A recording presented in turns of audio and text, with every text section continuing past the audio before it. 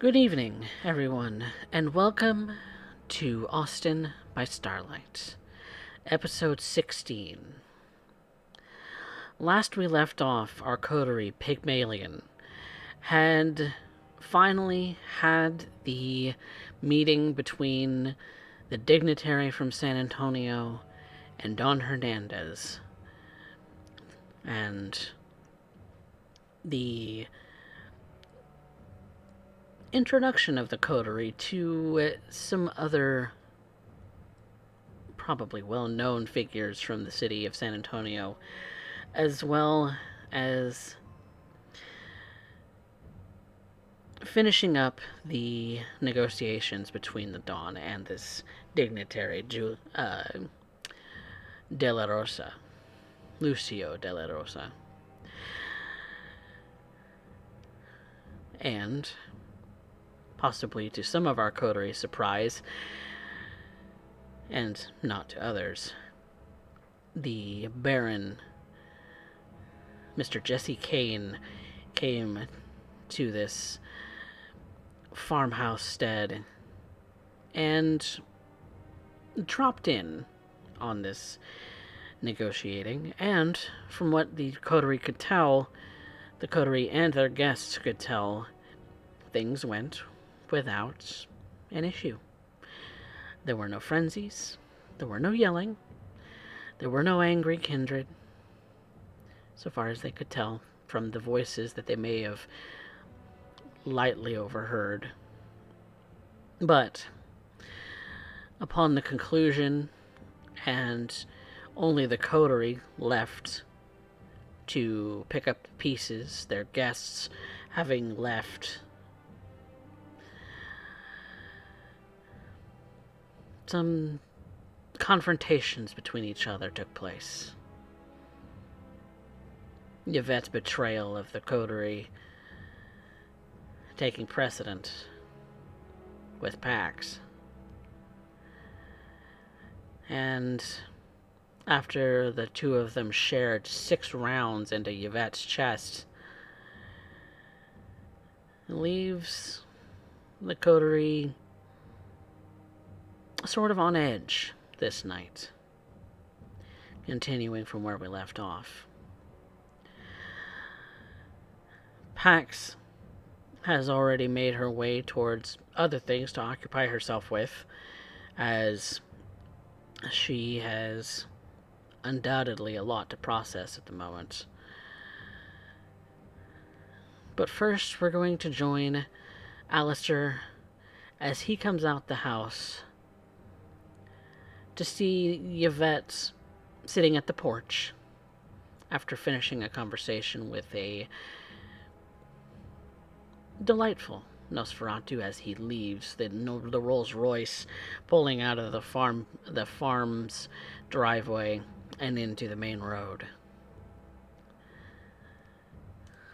And so, you two are here at Deja's farm.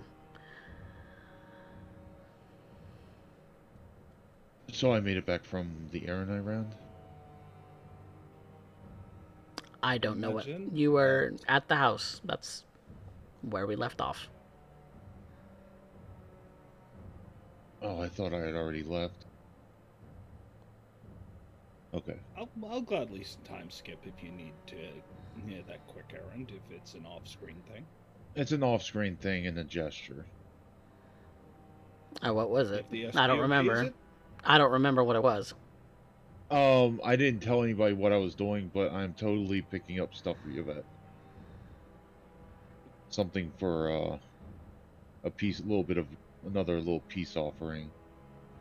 A Okay. small gesture. Okay. Not too. Just going to the grocery store, getting a couple of steaks, some potatoes, some mushrooms, a loaf of bread, a thing of eggs, and a thing of milk. Okay. So a light little bit of grocery shopping. Yes. And you find that Yvette is on the porch just as the Rolls Royce is pulling back out of the estate, and you're pulling in. Your, head, I'll walk. your headlights kind of illuminating her at the moment. Do I notice the fresh wounds? Yvette has not healed. She is simply sitting with the case closed, laying across her lap. You would notice that at this point she has removed the sword hilt from her hip, and everything is placed, presumably, back in the case. I will get out and I'll just kind of jog up. Yvette, what happened? Are you okay?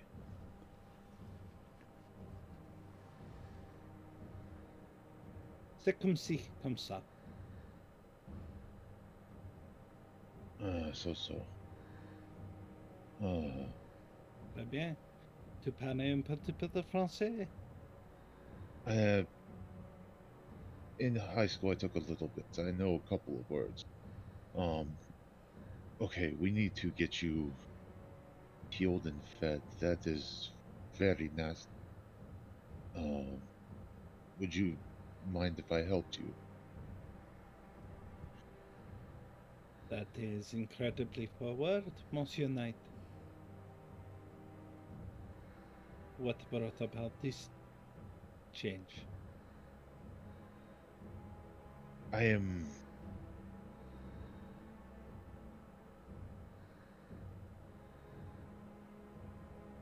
realized something talking to our Nosferatu friend.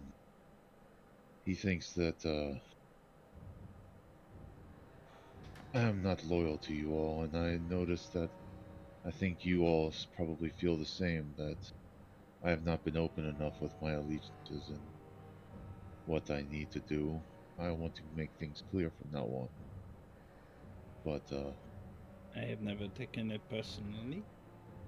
I have never expected you to carry a standard, nor have I at any point presumed that you had any loyalty other than to yourself.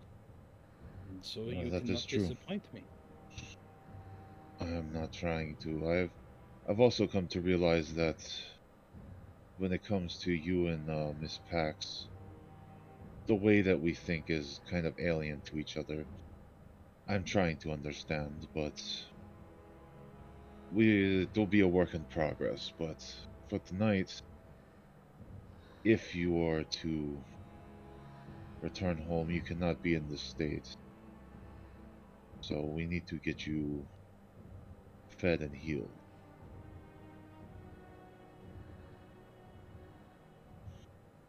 And what exactly are you proposing to have me consume? Perhaps one of your students, perhaps a jogger. Maybe you will have me suck upon the vile veins of a drunk coming out of the bar after sickening himself behind the dumpster.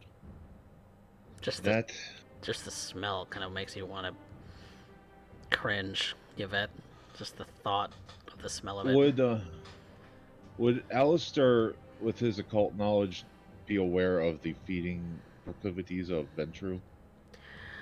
They're known to be picky, but how picky is different from kindred to kindred. You know some. Yeah, I know a little bit. You know some Toreador that are that picky. You know some.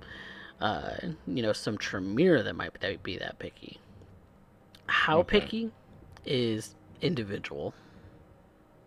I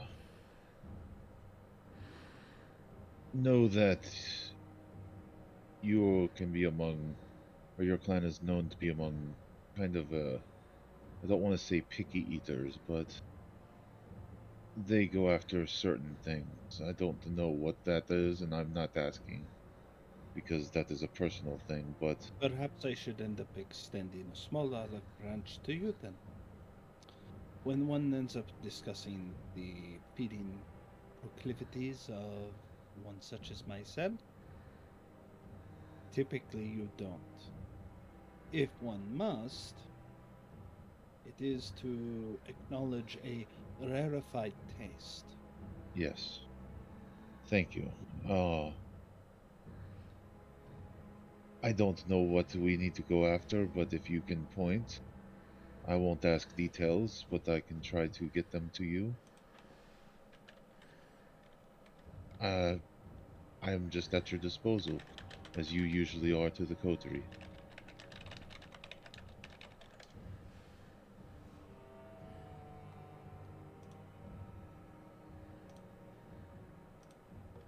Very well. You will go out and end up bringing what it is you would like to place upon offer. I will suffer through. But understand that I do so as an acceptance of your generosity, but also I will not divulge much of my own personal proclivities. That is I have acceptable. made it, I think, abundantly clear. I value my privacy. And when I that am is violated in any way, that has a tendency to, how would I politely put this, begin to upset me. I am not fishing for information. I am simply trying to be of service. You should be, at all times. That is the game, Alistair. Monsieur Knight, we may be companions in these recent nights. When the moon is high, we are in each other's company. But in 50 years, 100 years, we may also be at each other's throats. This is the nature of kindred. That is true. I remain guarded with this notion that we are both playing the same game. If you are not, I would end up suggesting you begin so, if only for your own personal safety. The only reason I inform you on this is because at this exact moment, you are more useful to me on this side of the grave.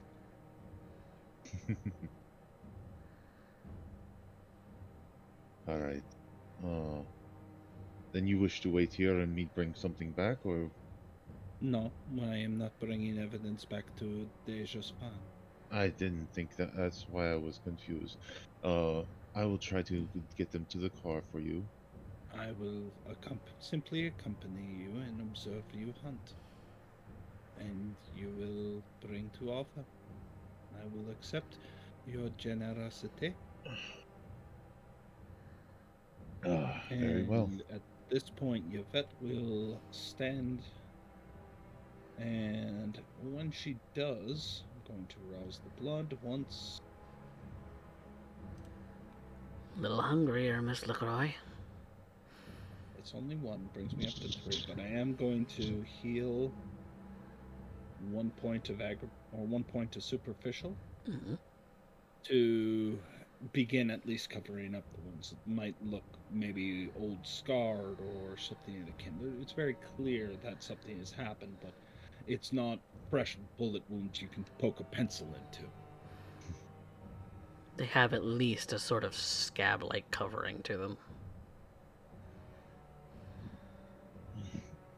I'll walk over and get in the car, and yeah, when Yvette would enter the car, I probably would have absentmindedly forgot to move the things, but there is a bag of groceries there in the seat. She looks at it for a moment. And then when she gets in, she sits in the back of the vehicle, not in the passenger side. She's also very quick to check any kind of child-proof locks to make sure she doesn't incidentally lock herself in. But she very much takes the rear passenger side so she can observe Monsieur Knight in the rearview mirror, as well as observing. You notice that she doesn't seem to focus too much on you. She tends to focus on the road, focusing on the sides, observing the city from a distance. She seems very comfortable in the back being driven as opposed to driving. All right. What time of night is it, Coffee? Well past midnight. It's getting close to dawn. Okay, I will go to a local 24-hour spot.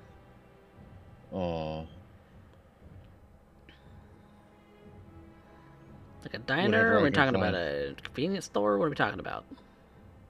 Probably a diner or like a Walmart, anything, Okay. whatever would be close. 24-hour sort of grocery, or there's Yeah. everything, so just take your pick. So you have your choice when it comes to what's in here. Now, whether or not it's on your domain, that's a question. Are you staying on your domain? If we can, it would be preferable, but Okay. if Okay. There are a couple, like you said, grocery stores, a couple of cafes, a couple of uh, little little places that are open 24 hours, mostly junk food places.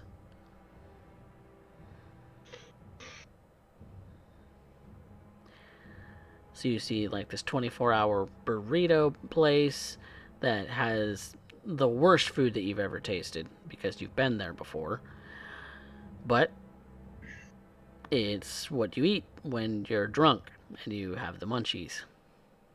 yes. And of course there's fast food. There's the little diner on the corner that's okay but bland. And then of course the 24-hour Walmart sort of equivalent. Big grocery combination store.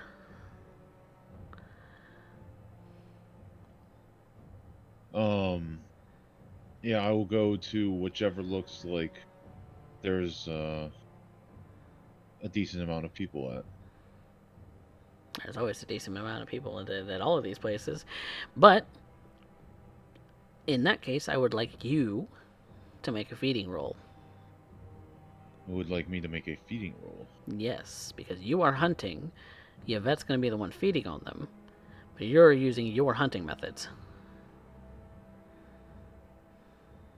Okay. Unless you had I a was plan to do something different. I was just going to single someone out, walk up, talk to them, and I was going to use powers to get them to the I was going to use mesmerize to get them to go get into the back of the car with Yvette to guarantee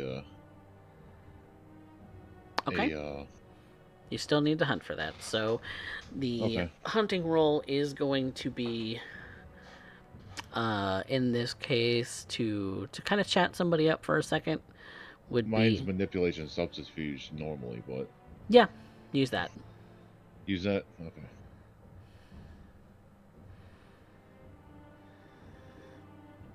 Ooh. Ooh, Sir. that's I can't even. Sir. I can't even get rid of that. Shit. All right, I'm very successful, but it's Nope. Well, first of all, you have a compulsion, good sir. yes. Let's be cheeky. Damn it.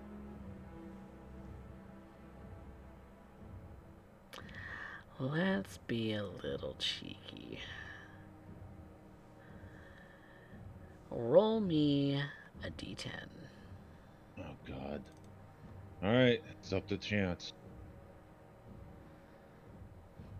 Hunger. You are very hungry. You are suddenly overcome with your need to feed. The way that you're hunting right now is so perfect. It's exactly the way that's it going the way that you need it to. It is perfect in every step. Why give it up? Why give it to Yvette? Why not just sink your teeth in yourself? This is obviously the best snack that you're going to find tonight, and god damn it, you want it for yourself.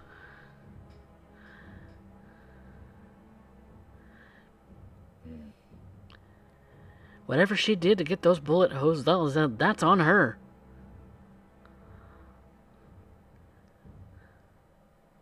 What's my word? Fuck promises. This is prime rib on a plate.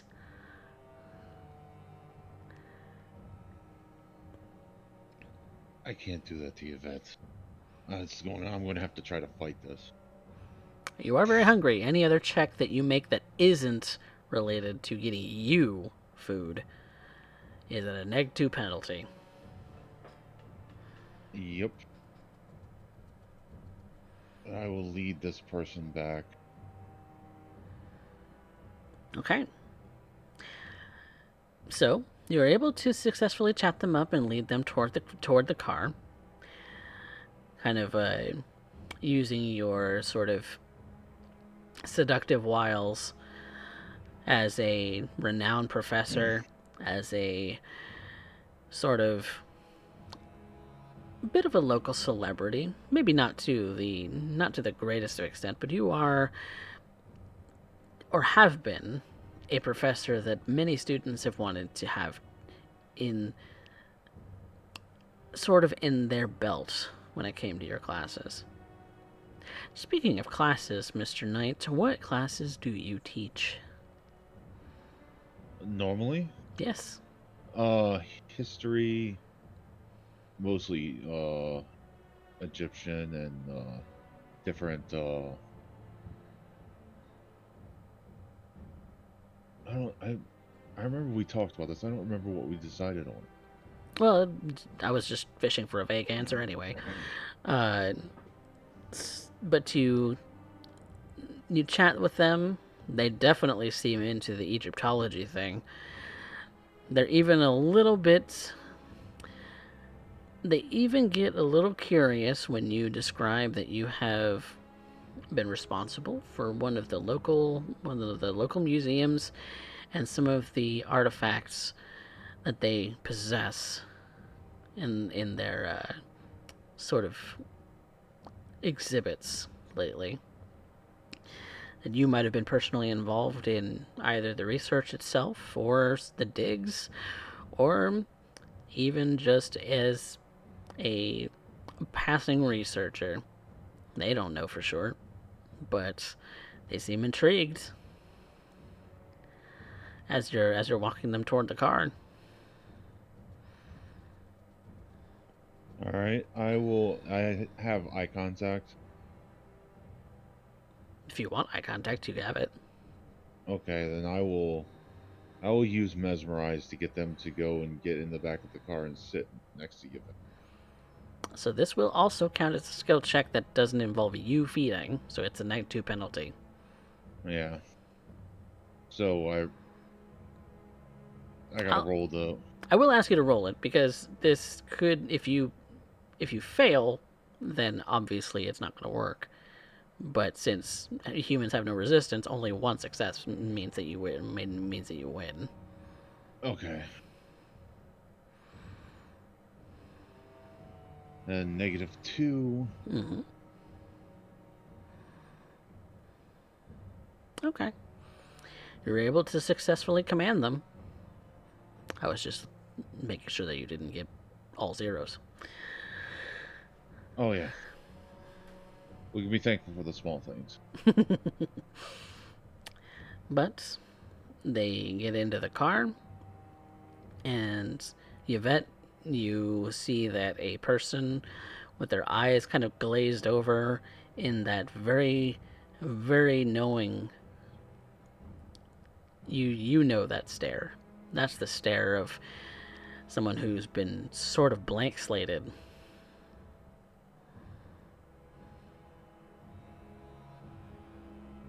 Yvette simply looks them over.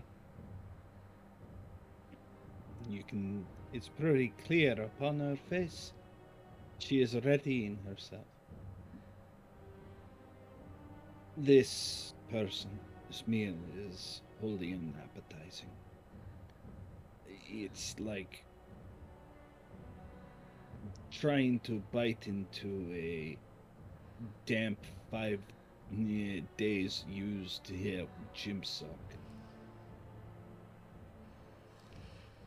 This It's sort of smell is just like off-putting. It's just odd. It doesn't smell right. no, You have a nose sensitive to the kinds of things that you like. but I will do so. I embrace them, holding them close as I feed upon them, trying to be gentle. Almost a reassuring hold. I take my time with it, trying.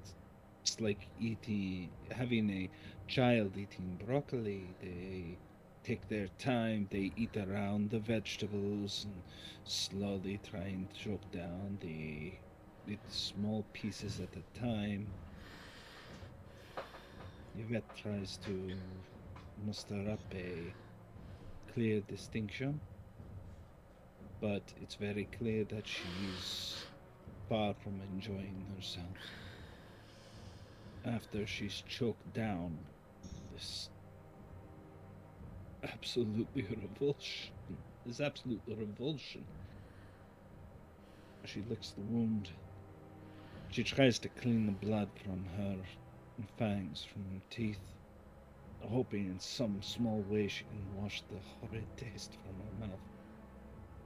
Before she looks at the dazed individual and helps them out, she holds their hand just to get their attention when they try and leave the car, still unsure as to what is happening. Sure that Alastair is in the driver's seat. Hmm. Before she simply looks at the individual and says, forget. And With a again, simple,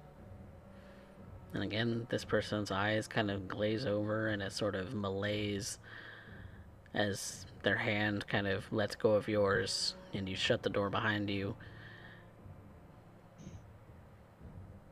I'll take 2 points of blood from the feeding. I will also pay the cost to willpower. Yes, because it is hard to stomach. At least it isn't dog. Because animals are even far more vile to your taste buds. Please do not remind me. You tried it the Here, once, and it was not worth it. tried everything. I once, I'm reminded of when I was first embraced. I knew of a man who was talented in flipping pigeons. I tried to end up eating one of their stock as I was so hungry. I couldn't maintain it, but I made such a noise that I must have woken him. I found his blood only slightly more palatable, but it was enough. I still remember the noises that were leaving my vocal cords. Something inhuman. The beast got the better of me that night, as it has more occasions than I care to count. I think I'm reflecting on this as I observe my own reflection in the window of the car, watching the city pass by. I almost forgot that I am wiping my mouth with a small wet nap, trying to clean myself up, and losing myself in thoughts any place other than the taste that clings itself to my gums. It's almost painful to end up holding. And Alastair would see certainly that Yvette is discomforted. You would One of almost sooner taste the bitter grossness of the wet nap versus the blood that's lingering to your tongue. You can see, Monsieur Knight, that Yvette is in very clear pain. She was fine with the bullet wounds. She maintained her composure. But here, no. Feeding makes her ill, violently so.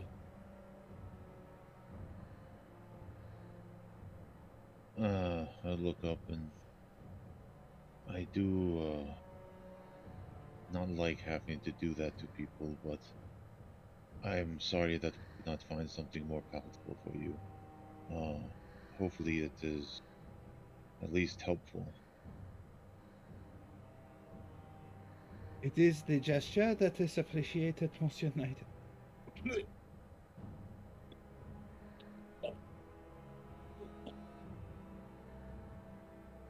Is there anything that can be done to help? No, no. It is Oh, unfortunate. what you would give for the tiniest sip of Dale right now? Just to get that taste out of your mouth.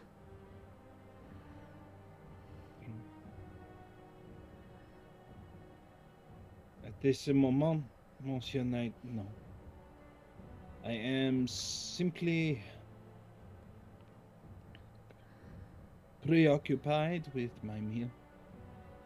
I do not like to feed amongst my coterie mates. I understand.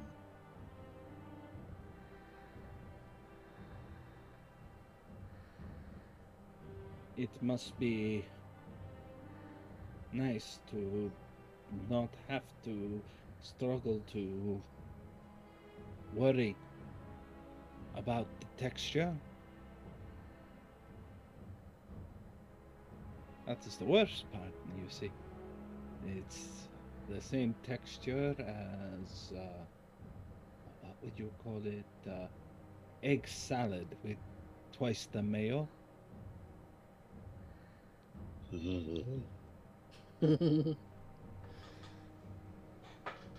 It is near unpalatable.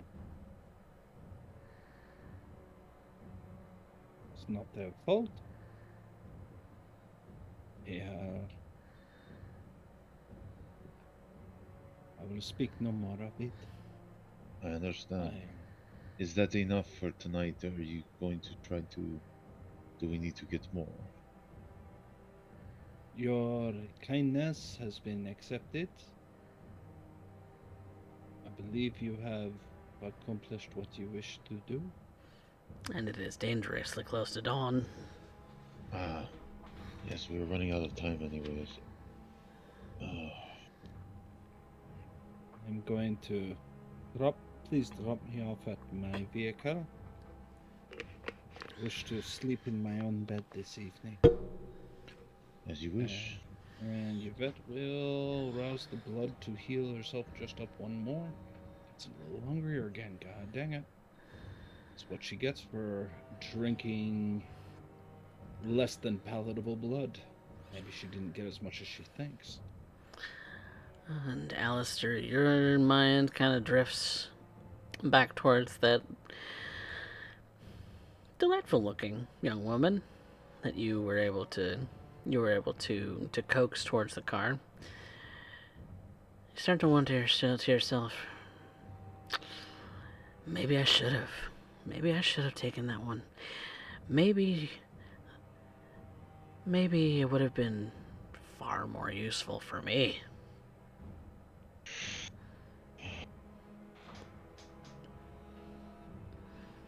The road not traveled. We will get fed, though. Well, if Yvette was gonna nearly puke it up, it would have been a waste.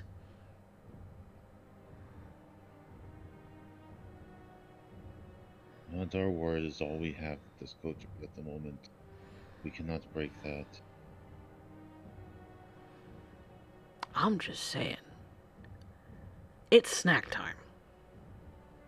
It is really, really, really just snack time.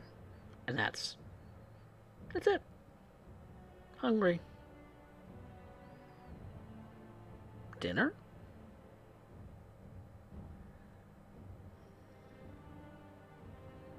Oh, in time. We do not have time tonight. I don't like going to bed hungry, but it's going to cause problems. Dinner? But dinner, though. With each passing thought, it cycles through your mind. You try and convince yourself that you're thinking about other things, and then your mind, as you're thinking blankly, drifts to the delightful syrup that is blood, that is human blood. The red goodness, this sort of iron taste. What does Yvette know about texture? It's all the same. It's all this syrupy goodness. And we will have in abundance. If only there was more time tonight.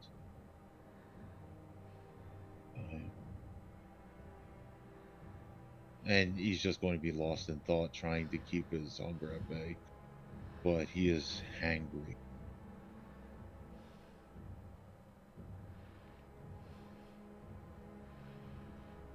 So I'll drive Yvette back to her car and get out and hold the groceries up. It is a small gesture. I cannot afford to send you out to such a grand meal this time, but at least a few good steaks, a good meal, saving you a trip to the shopping mart.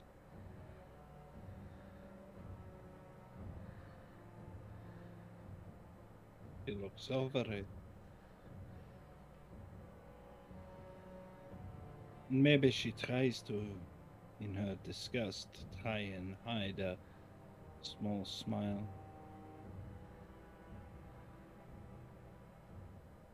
Before she recomposes herself. It has been a long night, Monsieur Knight. I am grateful for the ending of the evening to be so amicable. I trust, she grabs hold of the groceries, that you will do the same for your family. Yes, I have a lot of work to do tomorrow night. Is Mademoiselle Knight going to be alright? She seemed somewhat distressed the last time we spoke. I tried to calm what I could, but obviously the circumstance was tense. Oh, they are probably asleep now. Otherwise, I would go check on them. But Yeah. first thing in the morning, well, our morning, They are in a room near Port. Small motel. I will end up giving you the address when tomorrow evening. thank you again. It is simply my duty to the coterie. She, with the groceries in one arm and the case in the other, stands and wishes him a good evening as she closes the door softly, starting to walk to her vehicle. You can still see that she is trying to remain composed despite the fact that she is sick to her stomach.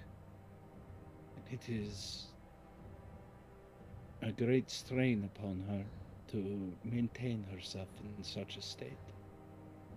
You can only imagine what it is that she must be feeling. Having to feed on something you perhaps take for granted.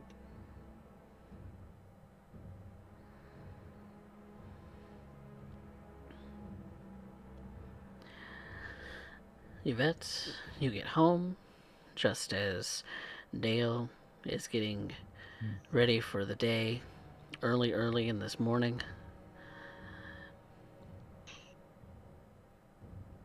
Oh, but you're tempted to take a taste of him, even if it's just a little one, just to settle your stomach.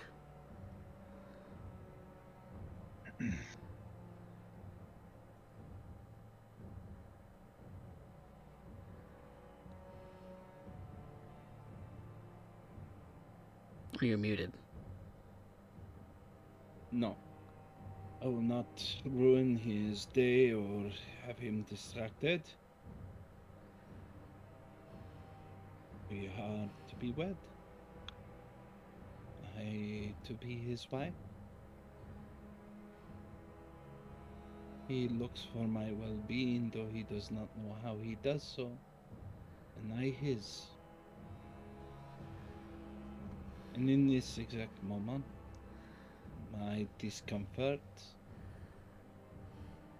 is a small price to pay. It is momentary, even though I must go to rest disgusted. When I taste of him, it will be at a moment appropriate.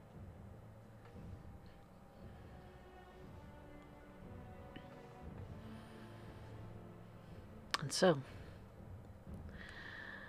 Yvette closes herself in her room with the usual routine of starting the snoring recording, locking herself into her closet, protecting herself from the daylight. Alistair goes to rest at the coterie house, resting in a place where he calls comfort. And Pax, she stays at her own little haven for the time being, unsure of herself, what's going to happen next. And as these kindred, their bodies shut down for the day sleep, their minds still work over little things. It almost kind of simulates dreaming or semi-consciousness or something of the sort. They go inert. But there are still thoughts that roll in these minds.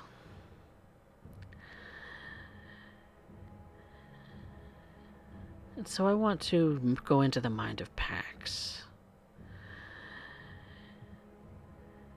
the Malkavian, adopted by the Hekata. What rolls around in your mind as you day sleep?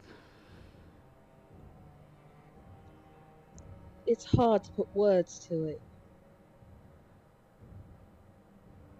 There is a sense of pain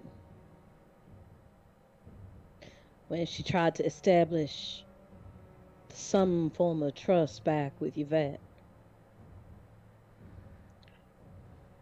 Doing the same thing Yvette did to her. God, when Yvette did that to her, she wish she had just shot her in the fucking head. But she did it to Yvette. Yvette took her gun and shot herself in the chest, emptied the entire fucking barrel.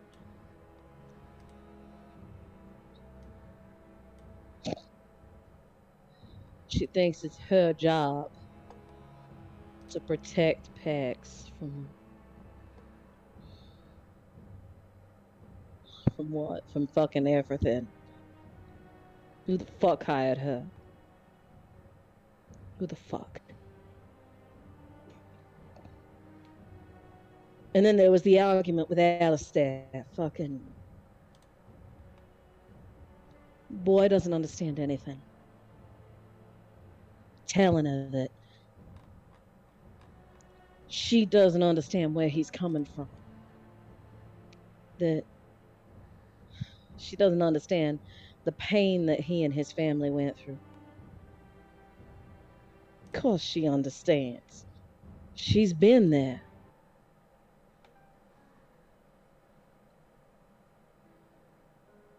And they both thought to turn and daub everything the into Baron Kane. Yet it was Yvette was the only one that did it. She can't trust them. Why did she ever think to trust them? The only person she can trust is Boss Hernandez. Truly, tonight more than ever, that has been made incredible.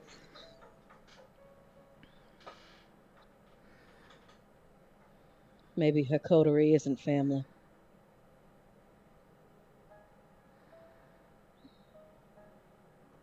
Maybe she chose wrong.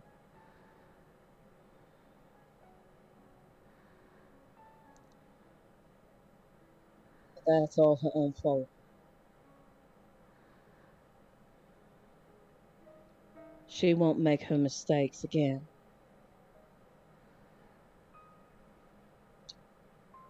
Use and be used. That's what it is to be a kindred. That's what it is to live in this world. So she'll take that on. They're simply pawns at the disposal of herself and the Baron and Boss Hernandez. That's all. And that's all she is to them, no matter what they say.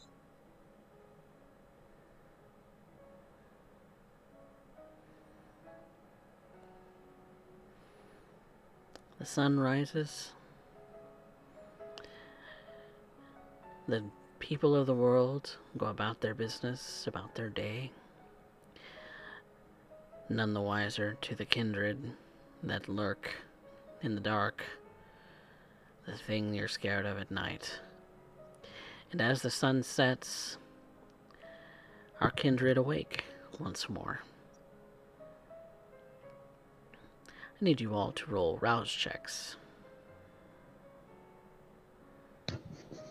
Dear ST, am I included in that list or no? No. Okay. Oh, please. Oh, thank God.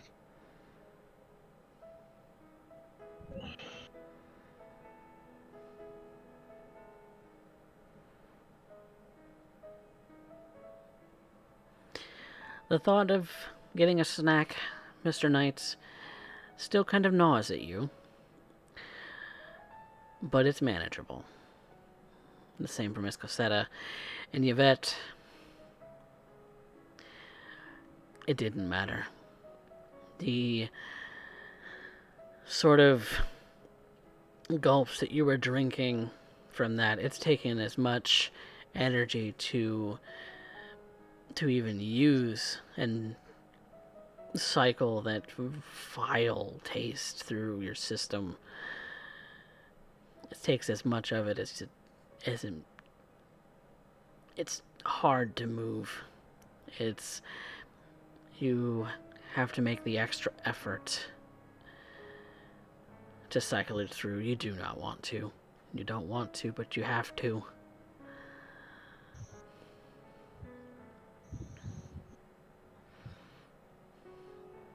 Just the thought of such ill-tasting blood sort of running through your veins.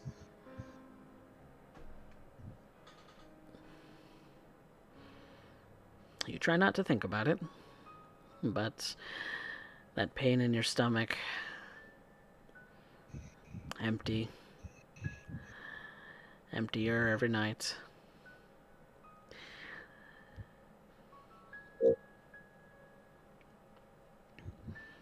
But the three of you are currently separate from each other. Do you want to meet up at all? Or do you have other plans? I will send a message to Monsieur Knight with a hotel recommendation, which is secretly where it is that I have housed his family, Mm-hmm. so he can, now that this whole situation is over, I think I will hunt for myself this night to taste the horrible taste from my gullet. I almost feel as drained as I did before, though at least my mind is sharper this evening. Be grateful for the little things. Is that true? You can make a quick roll for your hunting if you'd like.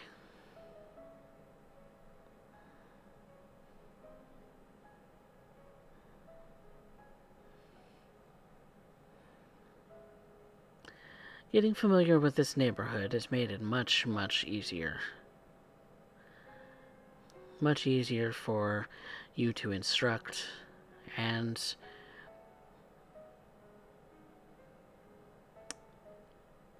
give advisement and encouragement to your neighbors. And in thus turning them into much more palatable blood sources. And so, you are able to get someone who fits into your feeding range. They're starting to turn into a usual. It takes time. I will rouse the blood, get hungrier, but that's okay as I heal myself a little bit, and I am feeling myself slowly but surely becoming whole. Stitching the wounds I have placed upon myself, and the wound that Baron Kane has placed upon me. This is what makes my existence so taxing. How much blood I must consume after combat is oftentimes overwhelming. I know that at my worst I could consume 2 or 3 Kine whole just to bring myself back up to function. I am more aware than most of the difficulties that it takes to end up recovering from damage. Most think of it as something almost akin to perhaps powdering one's nose in the restroom. In fact, for me, it is a grueling process. It requires so much blood to maintain the physique that I currently inhabit. I almost joke that I consume so much that I must begin to watch who I eat. Americans tend to be higher in fat, so I may be starting to gain weight. Of course, I would never say that in polite company, but I try and find the small amusements where I can. It takes a lot to knit that near steel skin of yours, the near steel flesh. To be able to glance off bullets in some cases, or they penetrate straight through that they're of no bother. To have the sort of fortitude of a wall.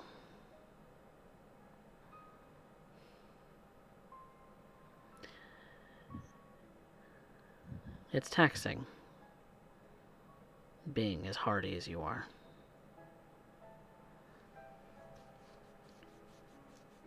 it is. At this moment, I am getting my affairs in order. Had the shower. I perhaps ended up greeting Dale, and probably had another point where I had to end up telling. I had to end up having a discussion with Christopher to stop playing that Minecraft and to end up focusing on his studies. But he sometimes is an unruly child. And in secret, I think I appreciate that. Though I must pretend to be the stern mama, even if I am simply his stepmother at this soon-to-be point.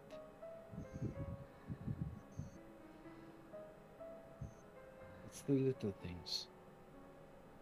The way Dale looks at me. The way Chris rebels. It is well, perfectly imperfect. And I'm grateful.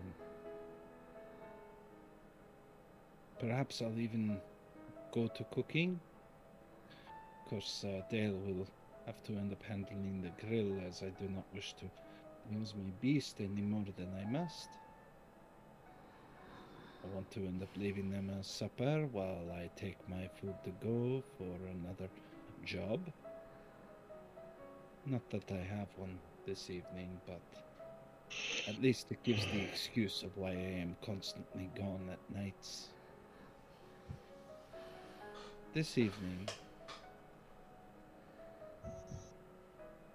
I think I will come home early. Only to share a bed with the man I have chosen to wed.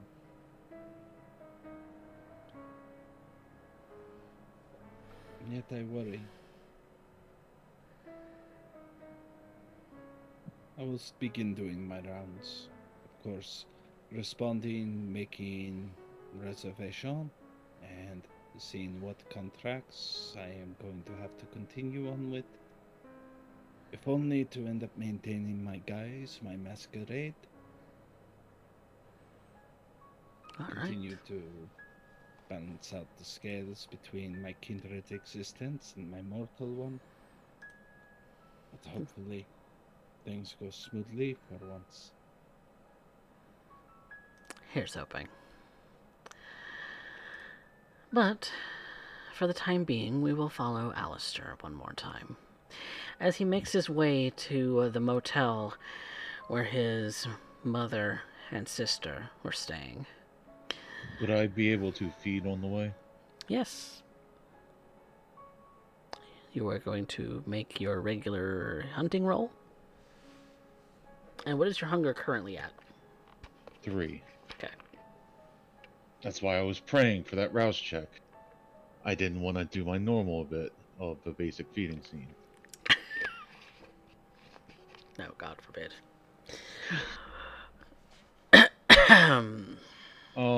Okay. Shit. There's 2 there. Yep. There's 2 in the top, so you can fix those. But I risked the not being able to feed. Right? So your current the difficulty is 4. So if those 2 10s turn into just a single success, then you will be successful. If they're all failures, then it would be a failure. But you could also re-roll that 1.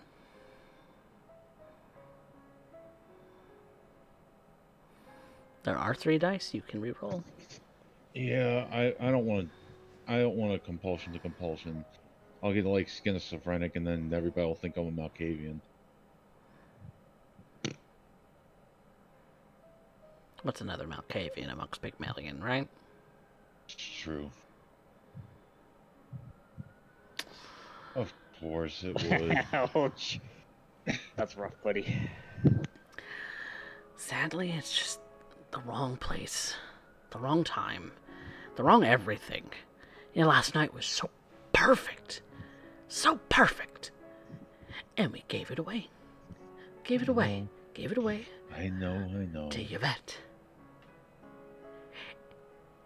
Did you see that she was gonna fix into puke? I could see it all over her face. I could see it all over her face. She was this close. I know. We should have ate, but our word is all we have. Perfect. It We was will get food. perfect.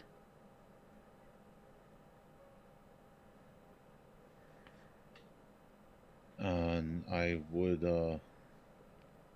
head over to the motel and meet my family. You knock on the door, and your mother answers. A little shy to do so, but she does.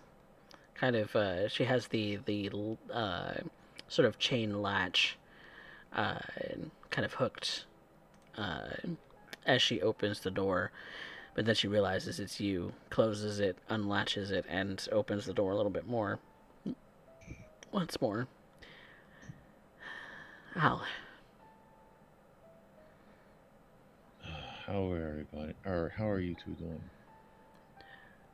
fine. Oh, I don't understand why we're not just going home. Well, we need to get things in place first. What do you mean? What do you mean put things in place? You two need to go to the police and get the restraining order so that he cannot do this.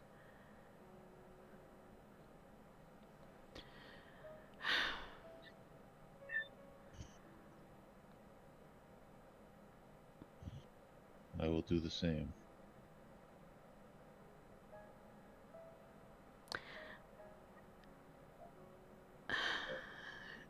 It's the next day, and Michelle is already looking very much better, and he was just having a moment.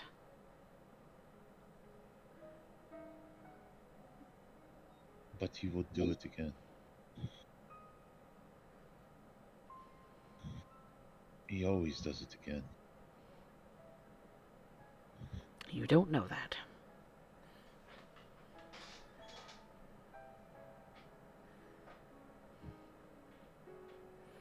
I just want to go home, Alistair. I want you to be safe.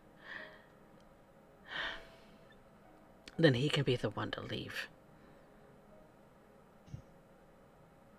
That's what I'm planning. If we get the restraining orders, you can talk to a lawyer. What is that gonna do, really? It is the process. Just because we tell him he can't come see us doesn't mean that he's not just going to. If he does, he ruins his reputation. He gets locked up. He can't work. Do you think his pride would allow him to do that?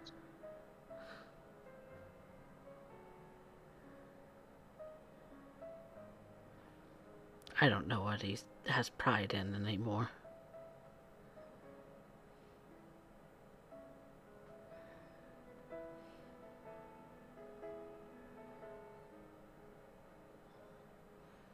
He certainly makes it a big fuss anytime that you do something, so he certainly has no pride in you.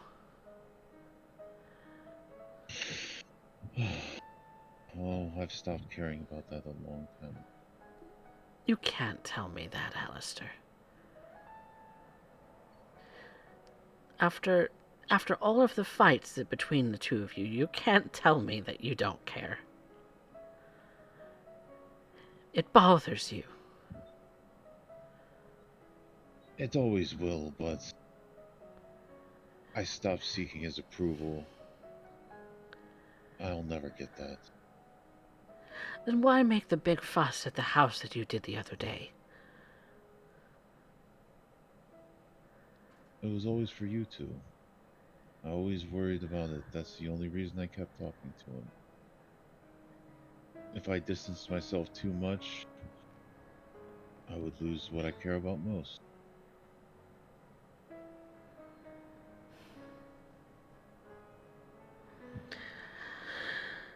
Stubborn, stubborn boy. That is the saddest thing I realized. I'm more like him than I want to be. I think that's what makes me the most regretful thing. First off, you're nothing like him. You're actually kind. He's just an asshole. An asshole I thought I could fix.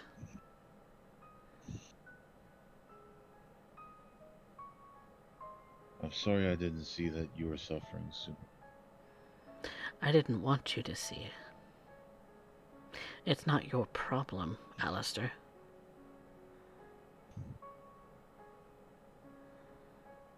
That may be.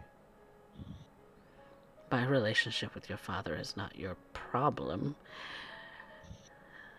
It just is.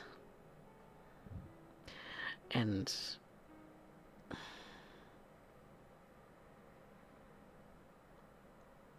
he needs help. And I've been trying to get him to get help, but he's stubborn. Doesn't need it. It's bullshit. He lies to himself.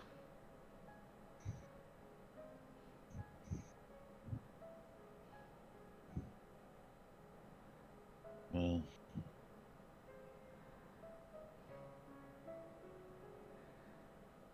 I'm going to set up, at least for the short term.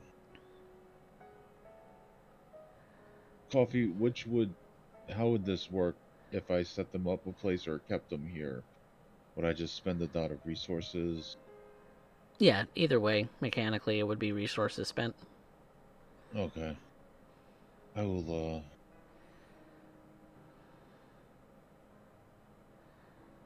I'll figure out a place for you to go for the time being till we can sort this out, and How long is that going to be? however long the courts take. Jeez. I almost think it's not worth it. Michelle's going to be going off to university fairly soon anyway, and then it will just be me.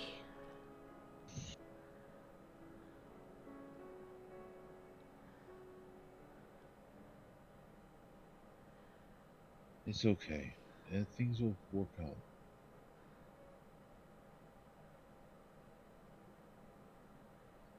I'll just have to come visit more often so you don't get lonely.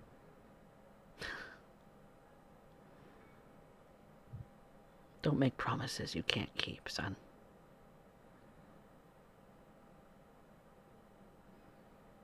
I know you're busy. I know you have your own life. Doesn't mean I won't try. There's a big difference between trying and doing. This is true. Your father tries a lot.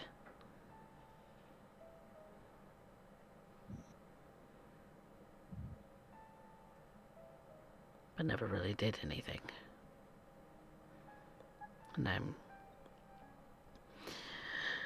slowly but surely starting to realize that myself. I appreciate what you've done for us, Alistair.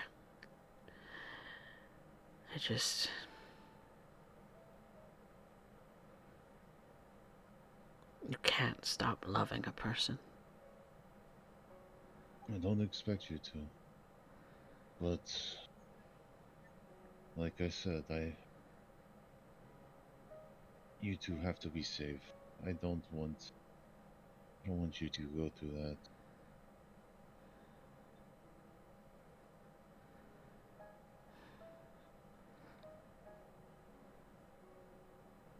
I never knew what you saw in him, but I don't know what he was like when he was younger, before all this.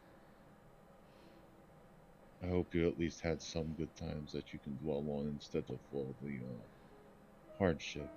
Of course.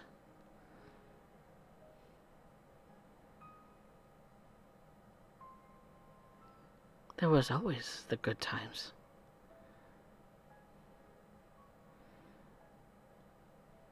He loved me. He loved your sister. He loved you. He's just not too keen on saying those exact words. Which took me a while to actually warm up to, but it's... He had his own little ways. Buy me flowers. Take me to dinner. Buy a pretty necklace for your sister.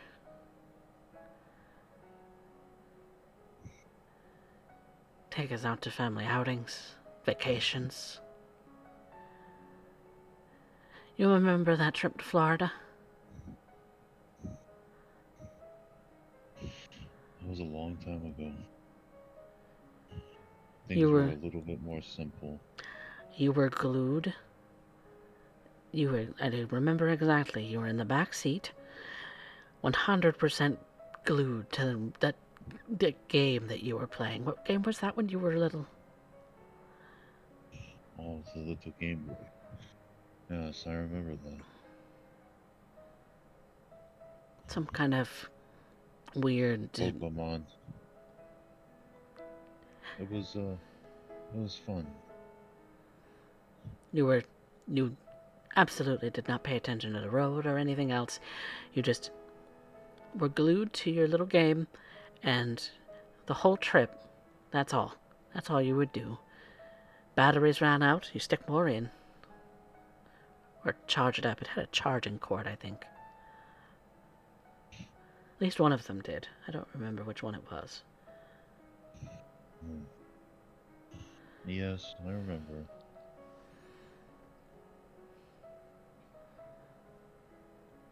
Back then it was like a puzzle to be solved, and I got caught up in it. That was before I discovered I loved reading so much. Michelle was the one who delved into books far sooner than you did. Yeah. She was back there, glued to a book. The only time you peeked your heads out was for dinner.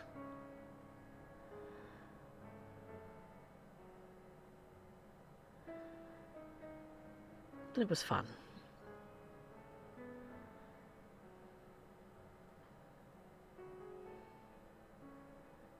You both certainly had fun at the beach.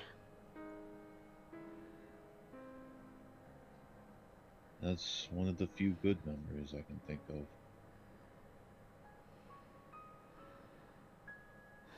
I've always had a problem with remembering most of the bad stuff first.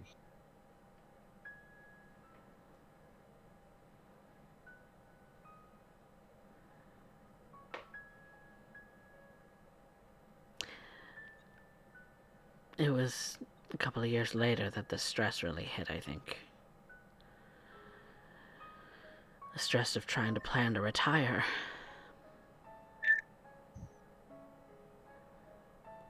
Because he hadn't built up a savings. And when he finally had tenure and was on a good track to be a part of the university for, many, many years,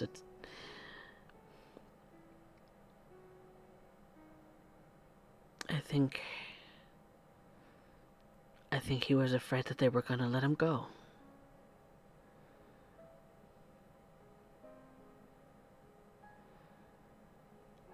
Students stopped signing up for classes, you see. his little niche when it comes to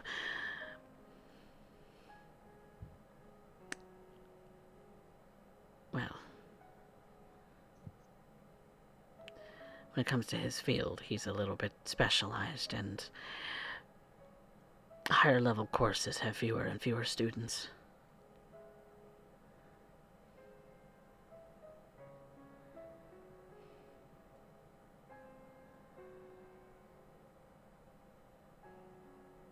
Well, I don't know.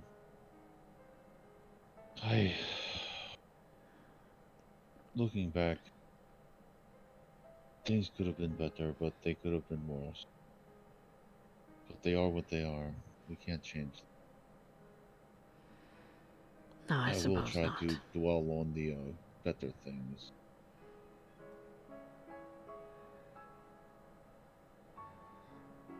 It'll make you less grumpy. I don't know about that. I'm always worried about something too. Like I said, that was the worst realization I ever had. I'm more like him than I could ever imagine. Does It's it really just, I don't surprise you think. all that much?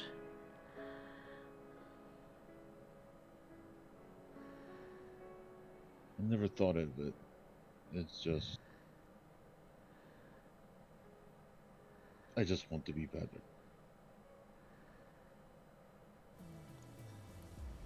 And he did too. Does too. I haven't heard from him all day. Usually I get a call or a text by now.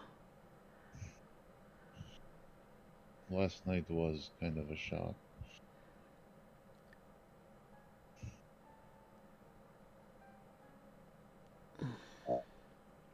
I'm worried. He usually doesn't go this long without at least begging for me to come home. Tried this once before, you know. When you two were babies. I didn't know that. He convinced me that he'd be better. And so I stuck it out. Till you were both grown. Can make your own decisions.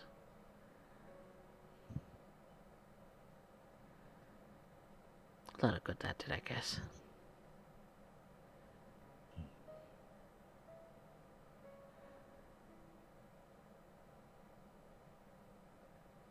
Well, you can't dwell on the road not traveled. Like I said, what's done is done. We just have to live with what we have.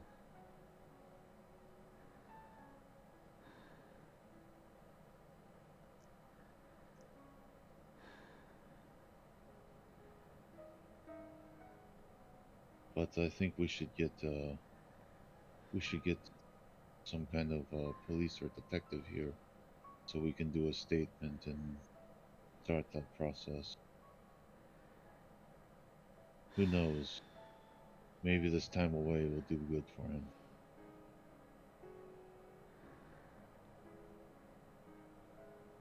I don't want that.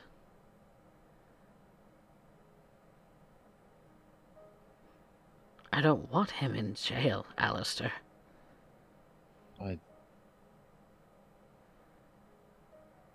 It's just to put a layer of protection in for you.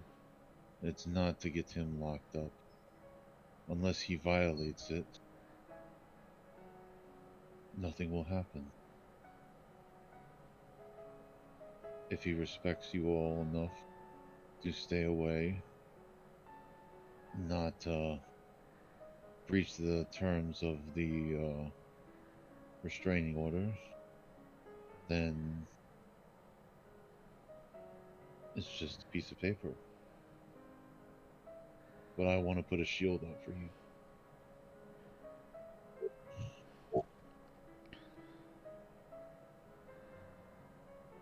I used to try to take the brunt of it when I was younger. Do that for you two and make sure that you two are okay. I can't always be around to do that. So I'd like to set up what I can.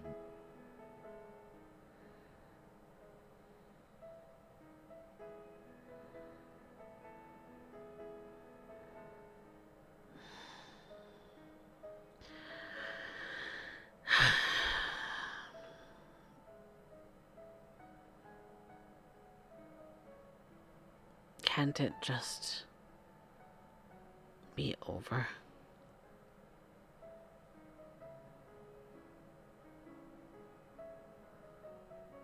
It is in a way.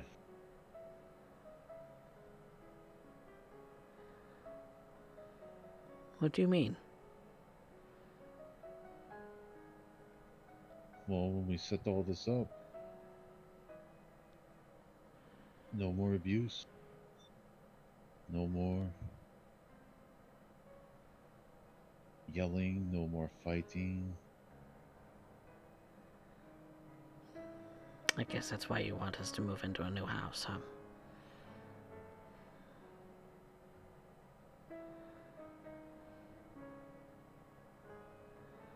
It would give me peace of mind knowing that you are in a safe place.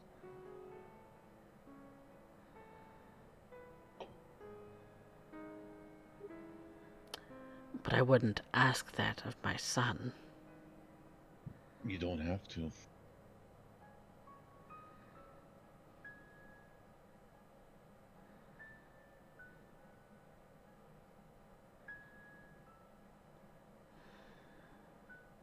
You're not gonna let this go, are you? You did say I'm stubborn.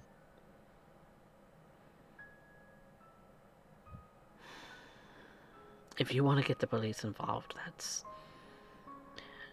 fine. Thank you, Mother. It won't take long. I'll give my statement first, and then I will go set up something. Or unless you would let... I doubt you want to stay here. It's not bad for a motel, but it's a little lackluster. Yes. It'll be a little bit Spartan where you're going, but I'll get the basics. That's my point, is I just want to go home. Where my things are.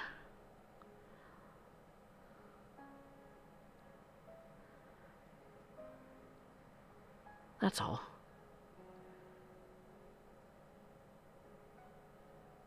If you want this restraining order thing, then I want to go home. That could work, I think. It would force him out, but...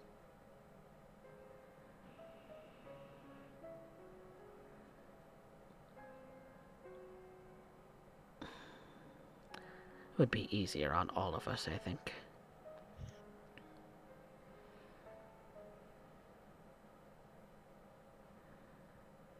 I would wait till he was at work to go and kind of take place. Maybe even change the lock. That's fine, whatever.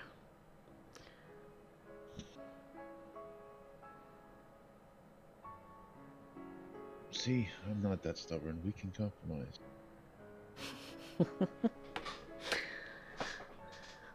Still very stubborn.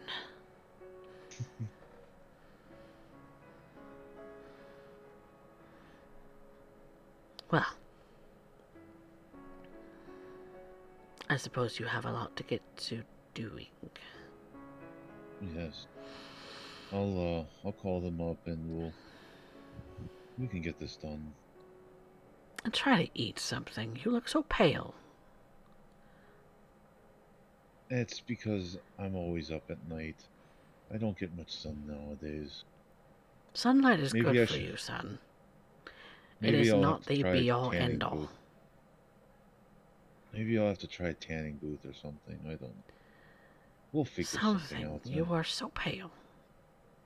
Yeah. Get out and enjoy the fresh air. You don't have to worry about me. I will. I Of do when you course. show up at my door looking like you've barely eaten anything all day long. Well,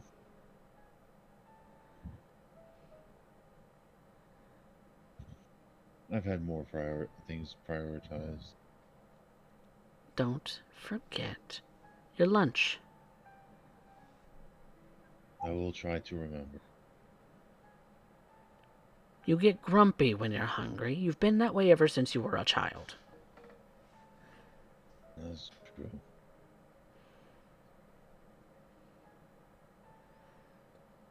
How does that commercial go? You're not you when you're hungry? From Snickers. That's true. Do I look like Betty White right now? No. Not anywhere close. Damn. I always liked her. Well, let me go ahead. I'll get the police here. We can get this over with.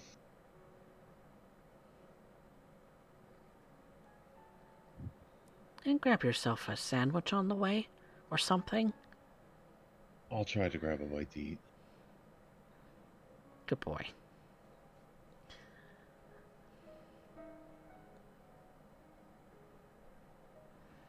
I'll step outside and probably look up on my phone and call the non-emergency line and ask for a detective or something to come so we can get a statements and stuff started and get that whole ball rolling. Yep. And that's going to take several hours to do. Yeah. Just on the quick and easy parts. And that does include another feeding roll if you would like to attempt another one. Let's see if I can do this without rolling like a shitload of tens and getting another compulsion.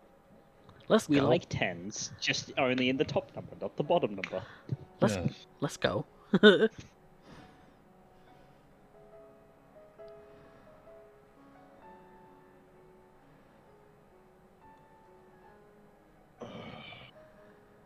You know what? I'm gonna try. You got two. Yeah, I can willpower 2 and hope for the best. Mm-hmm. You need one. That'll do. There you go. That'll do. And the moment you sink your teeth in, the voice in the back of your mind, that innermost thought, those errant thoughts that seem to almost have a bit of a voice of their own, says, "Finally!"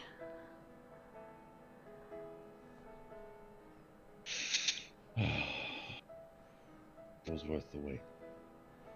And you are able to take as much or as little as you would like. Take 2. You are very tempted to drink the whole thing, given how long you've been waiting. But you're able to control yourself. Moderation, you tell yourself.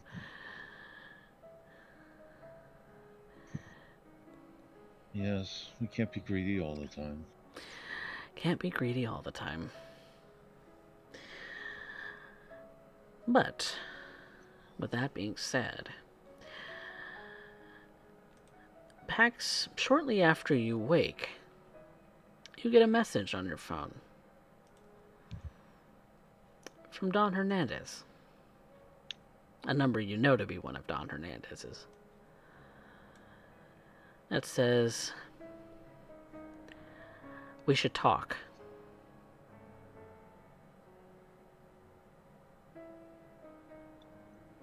She sends back a message saying the usual spot with a question mark. You get a reply that says yes. She responds that she's on her way.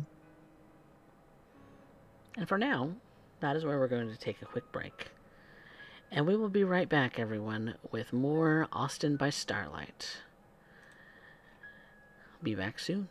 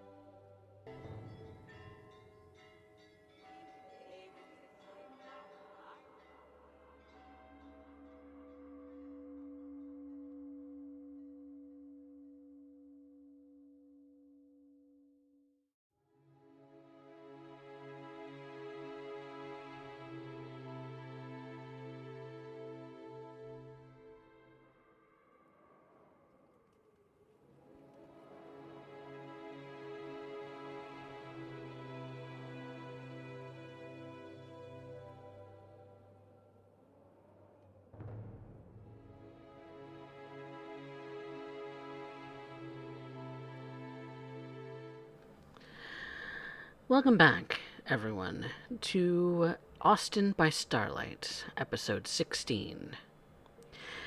Last we left off, Pax had woken to a message on her phone from Don Hernandez, one of his many numbers that she knows that he contacts her through, asking her to meet him because we need to talk, he said.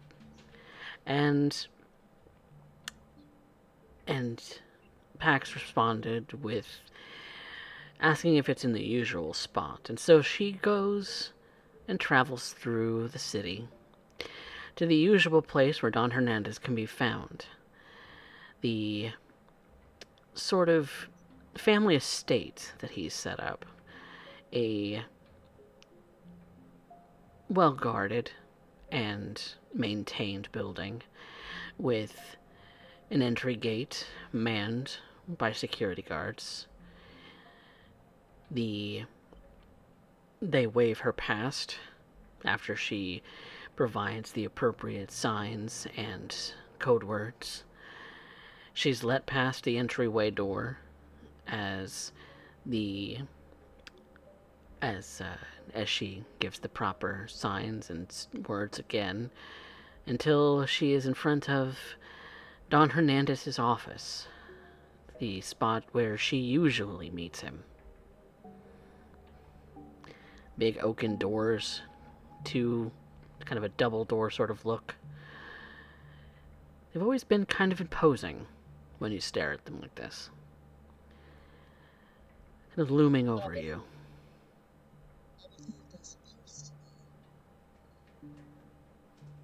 Gives that air of intimidation. Very dark wood.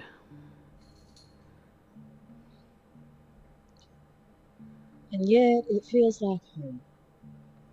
Looking at these doors. She reaches up and she knocks as she does every time. Waits for an answer. And you hear the usual come in Spanish.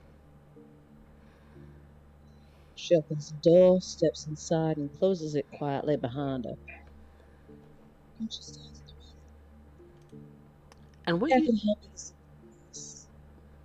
what was that? How can I help you this evening, boss? And what you see when you walk into the office and turn around is Boss Hernandez is behind his desk, kind of in his usual kind of throne-like seat, very plush-looking leather chair, that dark red, kind of much like the rest of the room, is very rather dark. But there's also a woman, white hair, red lips, Not very white. no, not white, blue. Blue hair. Excuse me. Very long. Her makeup done beautifully, kind of accenting the very light skin. Wears mostly black. Kind of a big trench coat over top of all of it.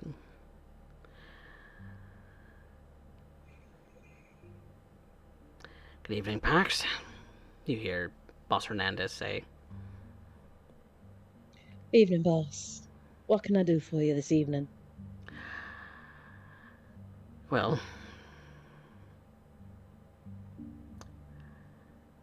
let's just say that last night was rough. Yes, it was.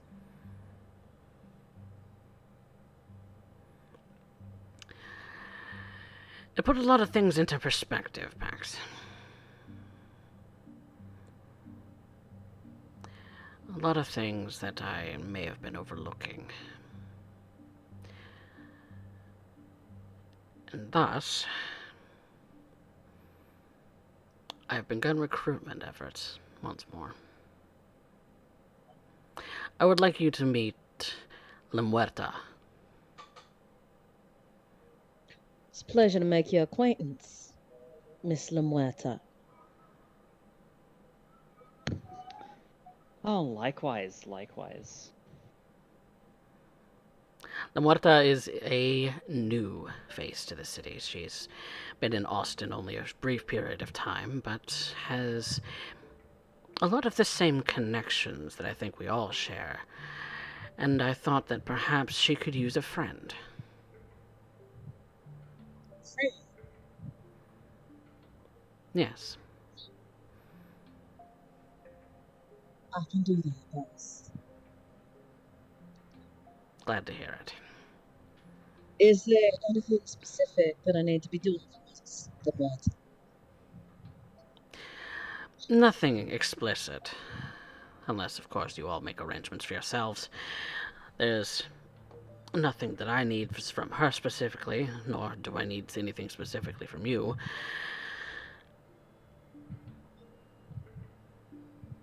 But I am also hoping that the two of you can get along, as La Muerta is looking to stay for a while. I see. And I think we have a rather... I think, should you make good friends, that we would have a rather intriguing asset in this city. As some of the tales you've told, Miss Lamuerta, that about some of your exploits back in Mississippi, was it? Correct. That we have a veteran amongst us now. A veteran. A veteran of certain wars that happened in the early 2000s between certain Camarilla cities and the Sabbat. I see. Not that we got involved all that much, but it was Well, it interesting to watch. Seems I have a lot I can learn from Miss Lamotte. She's an excellent shot.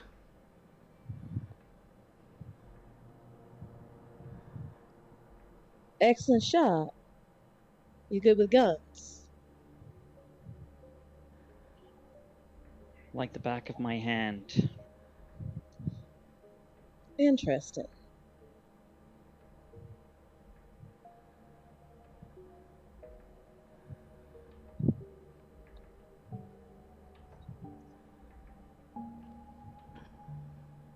Well, is there anything else that you need from me, Boss Hernandez?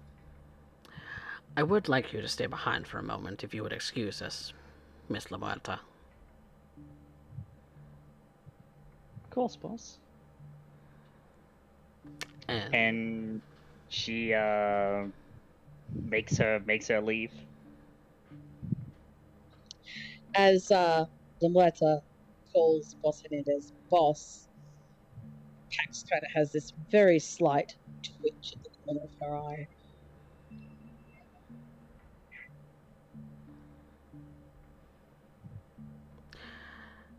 thoughts?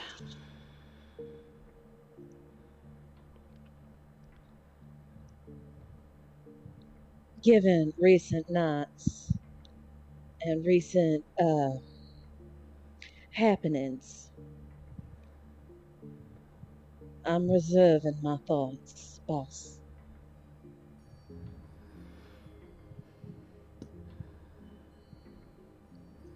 Understood.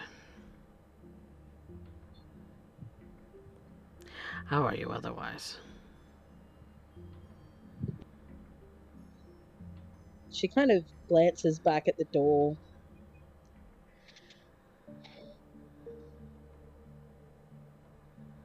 I feel like I've made a mistake.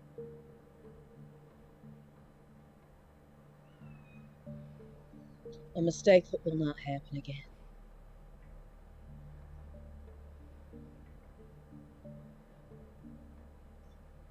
And what mistake would that be? Seems I have put trust in the wrong.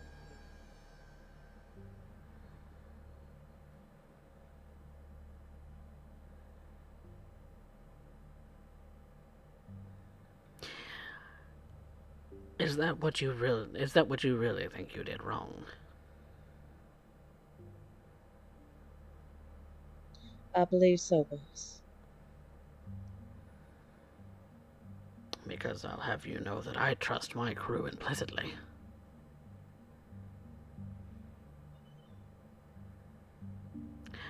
Last night I was shown that I couldn't trust my crew. And why is that? Is that because of Yvette?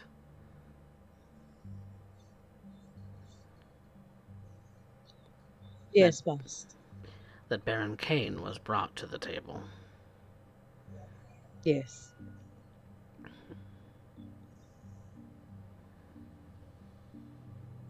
And you are accepting responsibility for that. Of course. I was the one that got them involved. No. No, you're not. I am.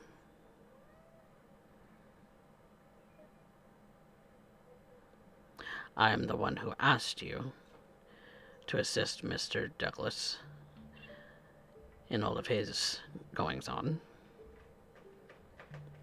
in getting Mr. De La Rosa here to Austin.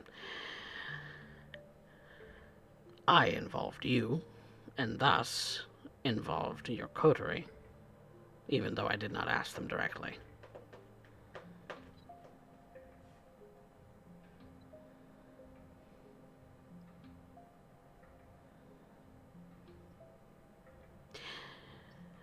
You didn't do anything wrong by trusting the people close to you. It's how you might have trusted them. Perhaps it was more along the lines of,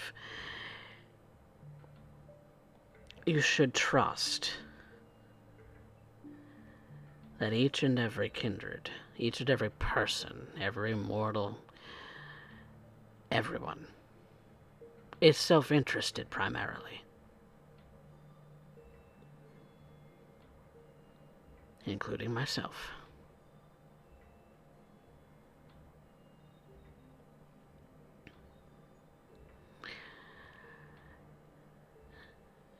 If you trust that, and you know what motivates them, then you can trust that they will act in that direction.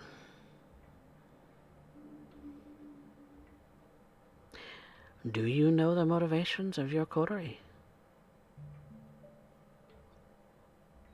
In regards to what happened last night, I had a feeling something was going to happen. And you never I have knew, wrong hunches. I knew their motivations. And yet I was not able to put anything in line to bolster them against taking actions against yourself and, by extensions, myself.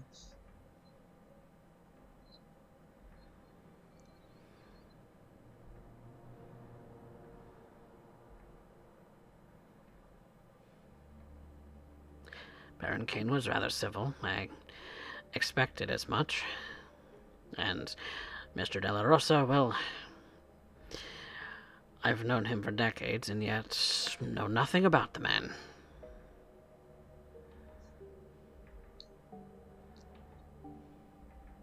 We had a discussion with Baron Kane after the meeting. That went like a flying rock. A flying rock. Mm. This Rocks is... don't fly, they sink. Right. Must be some kind of Texas expression.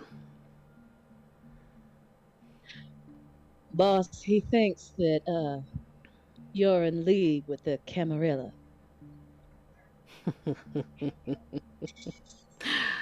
How preposterous.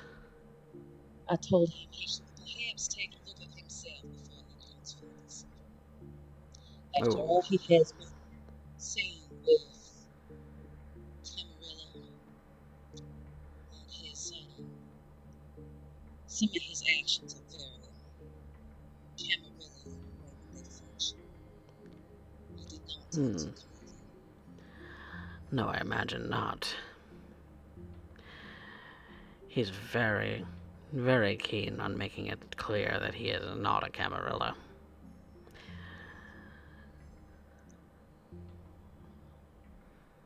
Yes. Well, I applaud you for still being in one piece. Yvette took the brunt of the blow.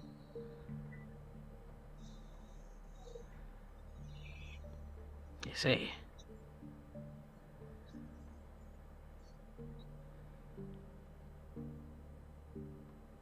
I can understand how that can be confusing.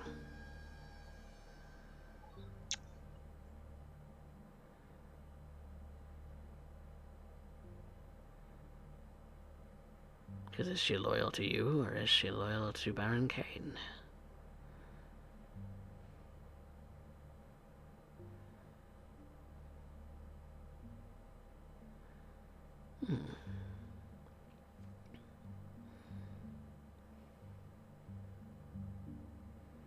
Very interesting.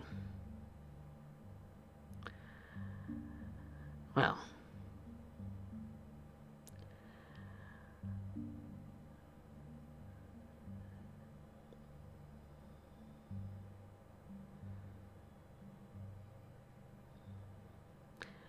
I suppose you're expecting some kind of punishment.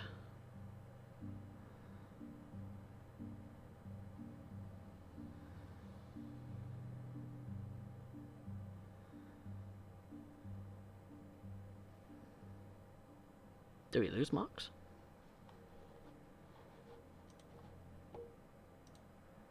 We may have, just for a moment. May have. Give it a bit.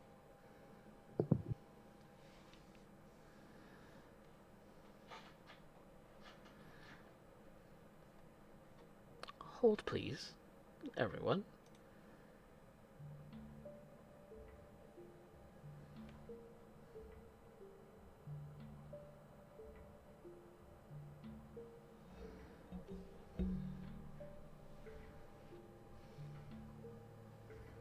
Mox?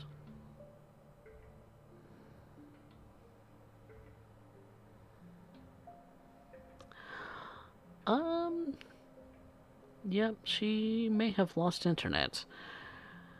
Here. Well, we'll be right back, everybody. We'll come back when Mox reappears. It'll be just a few minutes.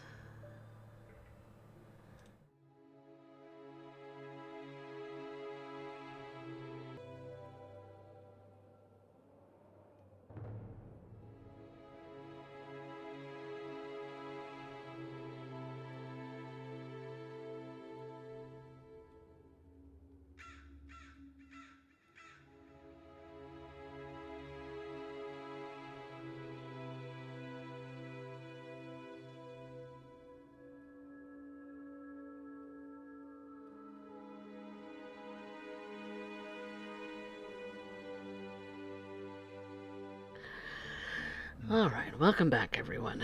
We are continuing the conversation with Don Hernandez and Pax. And Pax, he was asking you, I suppose you expect a punishment, then?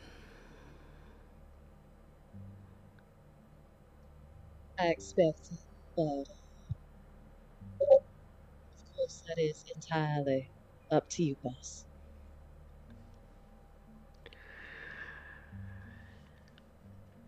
A good leader knows when to take responsibility for those around them, for those below them.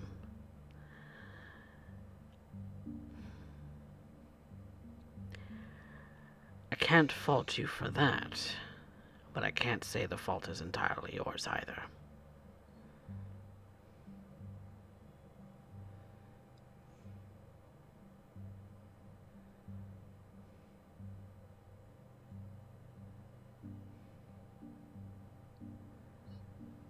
What do you recommend, boss?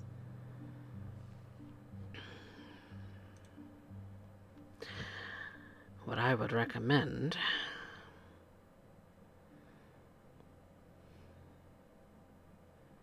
is you go back to your coterie.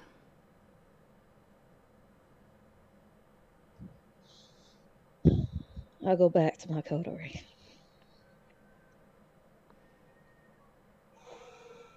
Because I know you would rather come home.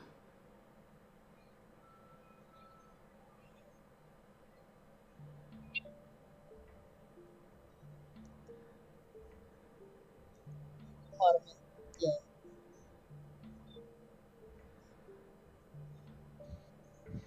Part of me never wants to live with them again. But But that's eternity for you.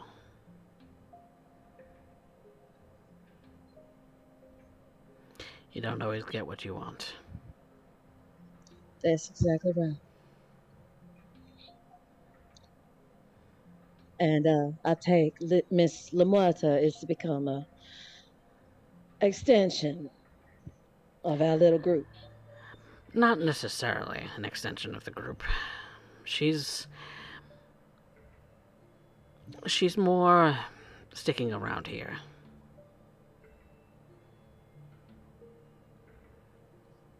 Would you like her introduced to them at the very least? If that's what you would like. She is free to do her own perusing of the city, or you can guide her. It is up to you. It was certainly allowed to keep a closer eye on our new friend.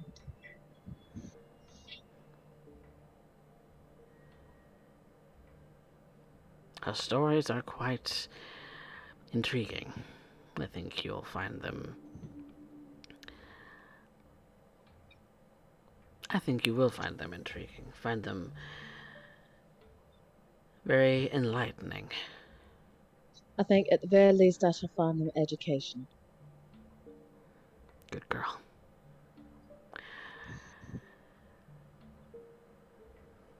Now, are you well fed?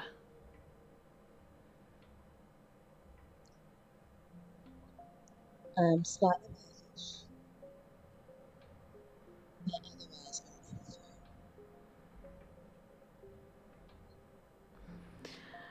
Come back to me when it starts to get a little too rough, and we'll manage it. That was the whole point of all of this. Remember? Of course, boss.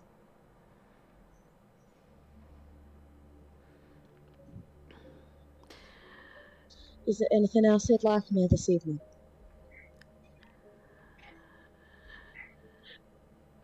No, I think we're through here for now. Then I will see you another night. I wish you a wonderful evening. Have a good night. With that, she turns to leave. In which case, you do run into La Muerta. She's waiting outside the door as you're exiting. Mr. Muerta, first of all, I'd like to say welcome to our fair city. I hope It's a pleasure to be here. I understand you are looking for some kind of guide for your new placement.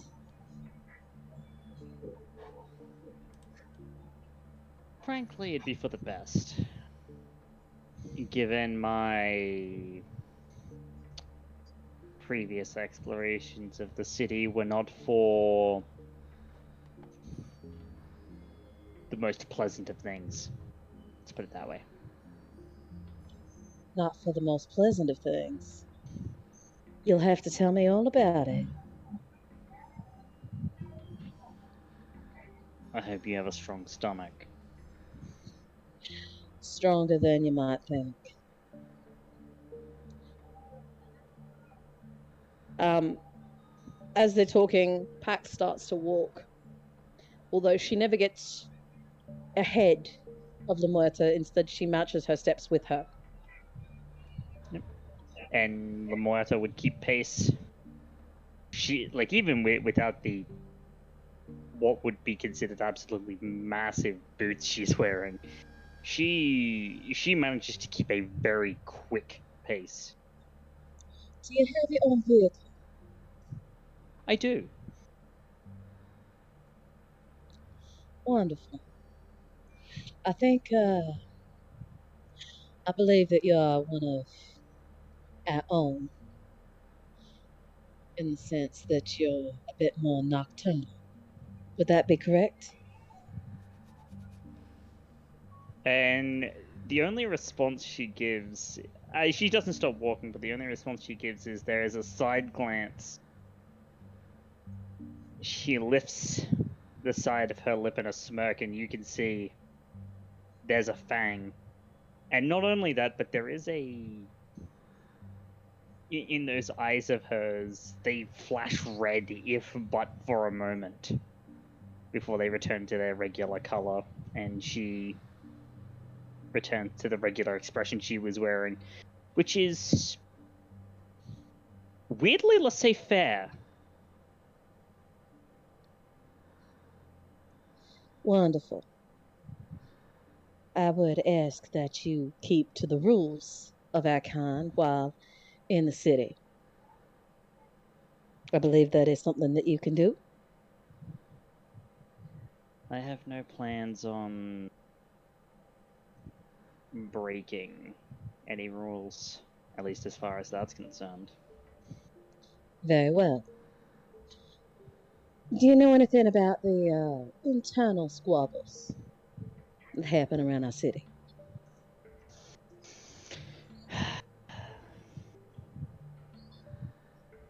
I've been briefly about and listening to things, but really, for the most part, I find it to all be a bit childish. Bit childish, you say. How interesting. Well, in that sense, I will give a basic rundown. There are three main territories in the city: the small patch that Boss Hernandez runs, one run by one Jesse Kane, and another. We're all functioning in somewhat of a harmonic fashion. Then there's 6th Street, which is entirely a neutral zone. Me and mine function within Mr. Kane's purview.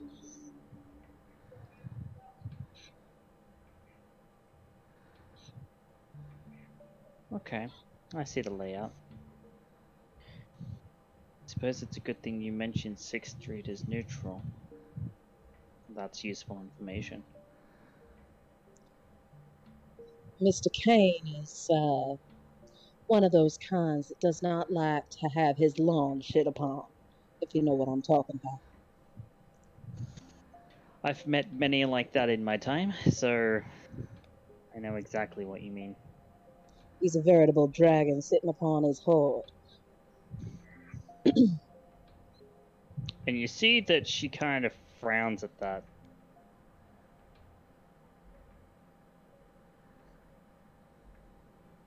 I see. But for now, I think I will introduce you to my crew.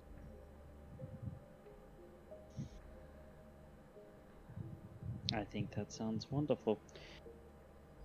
Now, I know that you don't know me, and I don't know you from a hole in the ground between each other, really. But I want to give you something. as a sign of good faith.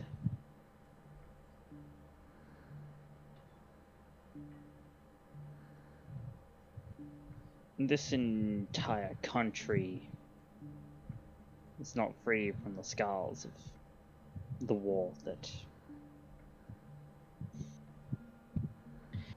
Don Hernandez spoke of. There were operations everywhere, even in cities which didn't see any actual fighting.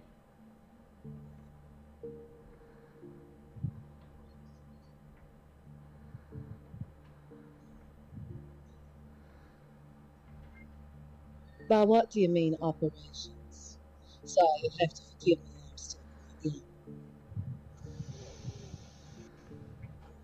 Clandestine things, mostly. Fighting in the boardrooms rather than in the streets. But there were always weapons hidden just in case. It's not anything I'm unused to. Well, 6th Street, there's an alleyway. And you would see that she pulls out from her jacket a notepad and a pen. And she draws upon a piece of the notepad paper a mark. And she hands it to Pax. And what does this mark look like?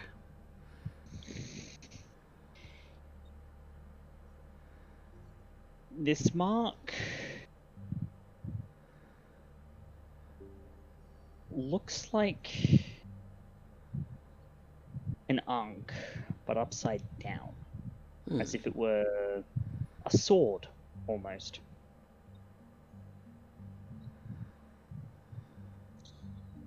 Would I know anything about this sort of symbology? That would be a wits occult. Or even groups that it might be related to?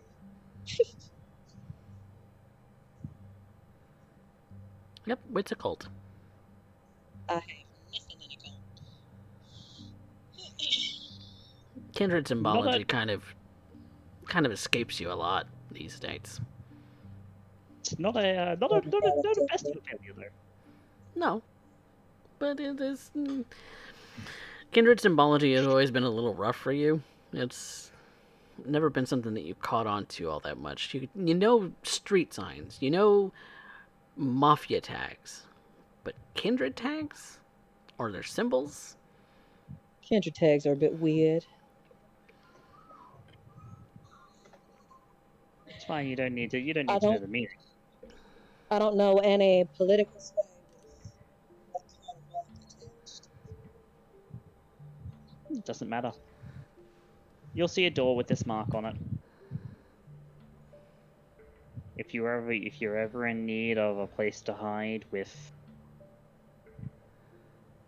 enough weaponry to take down a small army, that's where you can find it. Well, that's certainly something. I take this as not common knowledge. No, and it should remain as such. Some secrets need to remain buried. But I figured I would give you it just in case.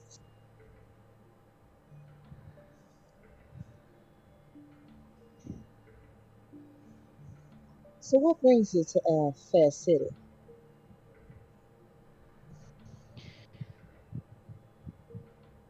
These nights I find myself a wanderer.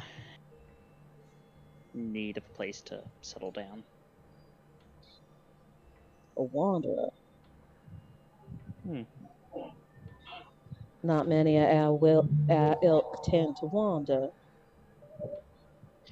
No, that's normally left to the likes of the nomads and the daredevils. Their love of the outdoors, or their requirements for it.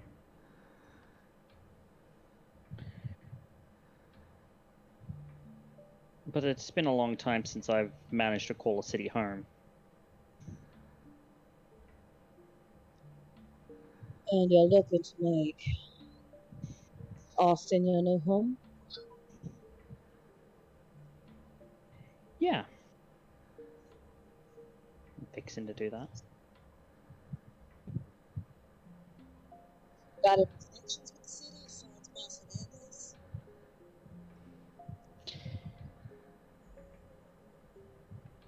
Black market connections run deep. That they do. In fact, there's another one of our us, we'll say, who I've come to know who is here in the city. And who might that be? Goes by Doc.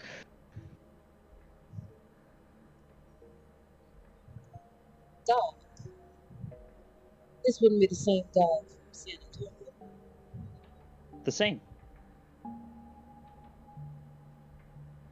Seems we have a common friend. At least one.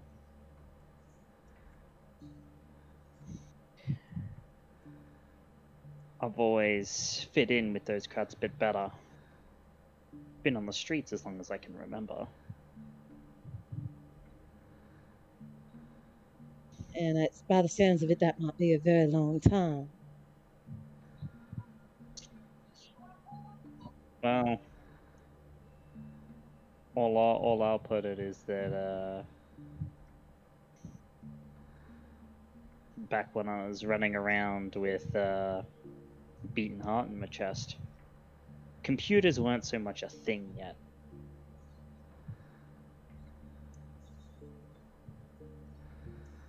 Hmm.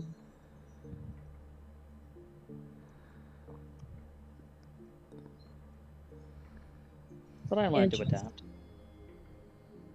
As we all do. Don't adapt to die. As it were. Certainly right. Well then, shall I introduce you to my crew then? I think that sounds like a perfect idea. They Lead make the it way. out to the where the car is parked. And Pax actually takes a look around to see where La Muerta heads for her own vehicle. And what does your vehicle look like, La Muerta?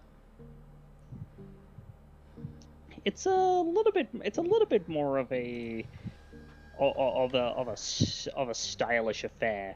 Not so much in that the vehicle, like the base of the vehicle, is expensive per se.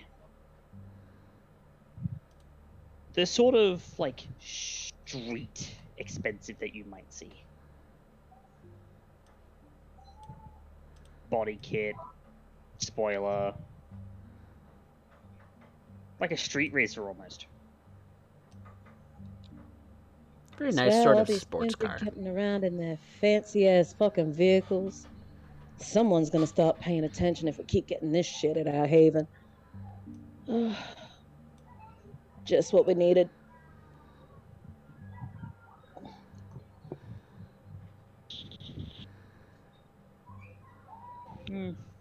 It's not as bad as you might think, actually. Not in comparison to something actually expensive. Well, at least it's not another Rolls Royce. Someone rocked up around here at a Rolls Royce. A Nosferatu of all things. Don't laugh too hard. He was a pretty high ranking. I just have to laugh at the absurdity of it. Like this, yeah, sure, looks pretty, but you could tell it's just someone who's modded their car at home. You know, install the body kit, spoiler, maybe tune the engine. A Rolls Royce? There ain't no Rolls hiding that shit. Royce. There ain't no hiding that shit. That's We tried putting a top over the top of it, but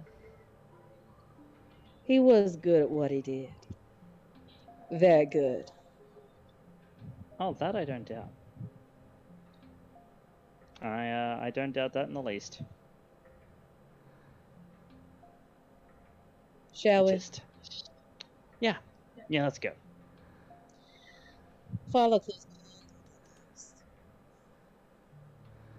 It's alright, I gotcha.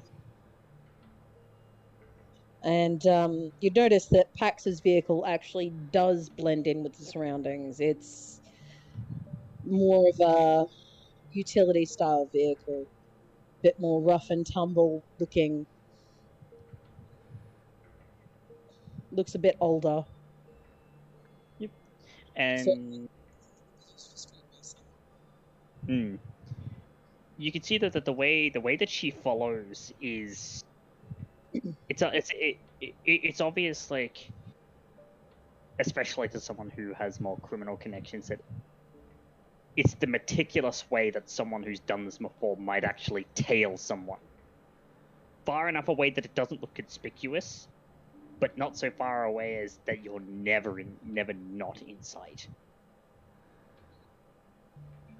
And with the way that she drives, you can tell just by looking, she is able to very obviously maintain that distance basically perfectly. All right. Okay. Do you let Yvette and Alistair know that you're heading in that direction? Yeah, she'll send them both a quick message saying that she has a new friend that she'd like to introduce. And actually, she'll send the message off to Deja as well, although she doubts Deja will show up because of the busyness from last night. Yes, Deja might be otherwise indisposed. But that does leave the other two free to respond as they will. Do you have anything, Alistair or Yvette, that you want to do before these lovely ladies show up?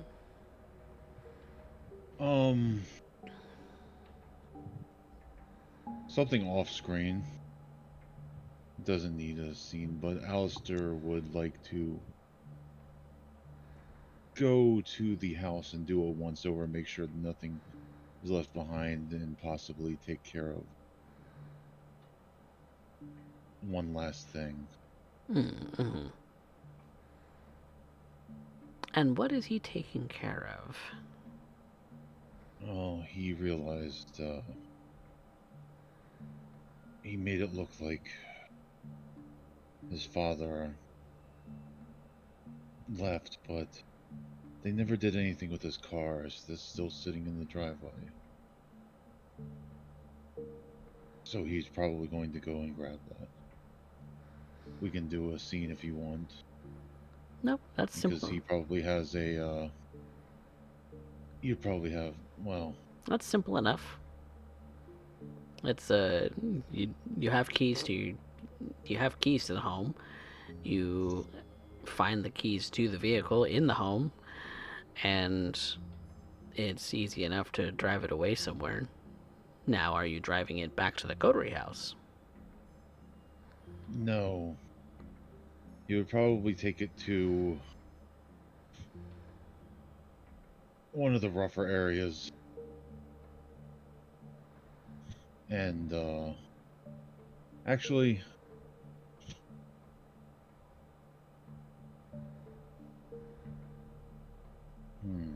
What would he do?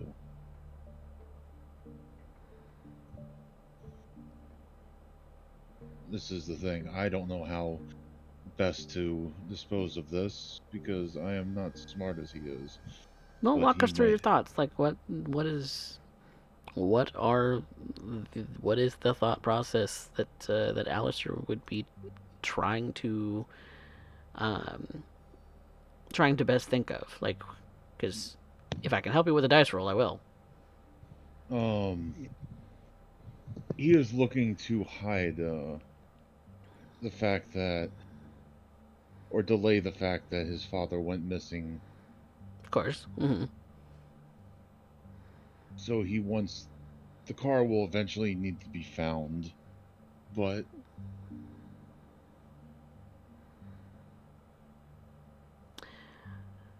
So the tricky part of that being is you would need a second vehicle if you're going to take it out far enough away to hide it somewhere where it'll eventually be found, that you have a chance to get back yourself instead of walking, because walking takes forever.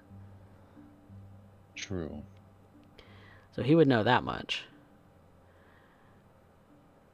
So if he's going to hide Maybe it, this is he will need an accomplice then. that is if he wants to hide it for it to be found a long period away from now. If he wants it to be found within a short period of time, he could simply hide it in a rough neighborhood, slash all the tires, take all the plates off, and eventually someone will realize that maybe it's a stolen vehicle.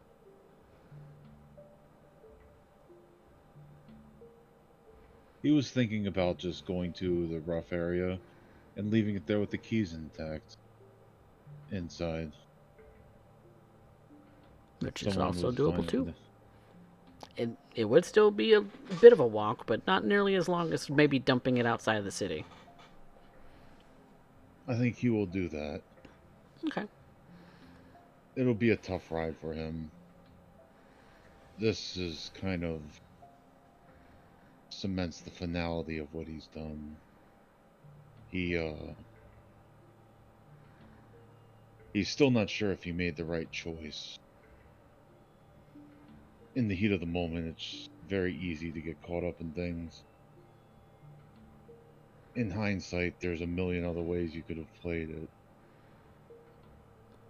The little errant thought in the back of your mind, he was a fucking asshole, he deserved it.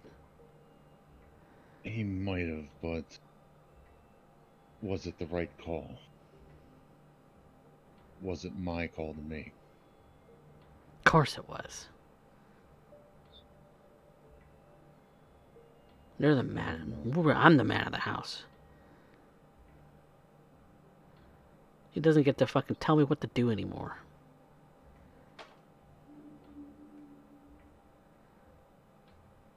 I'll always wonder.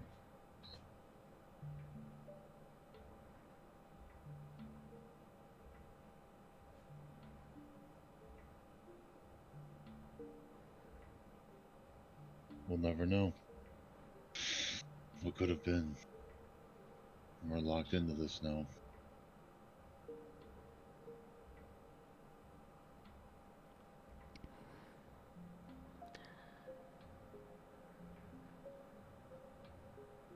Come see, come saw.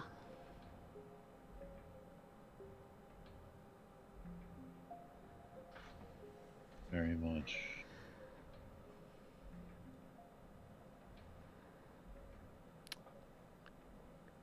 Yvette?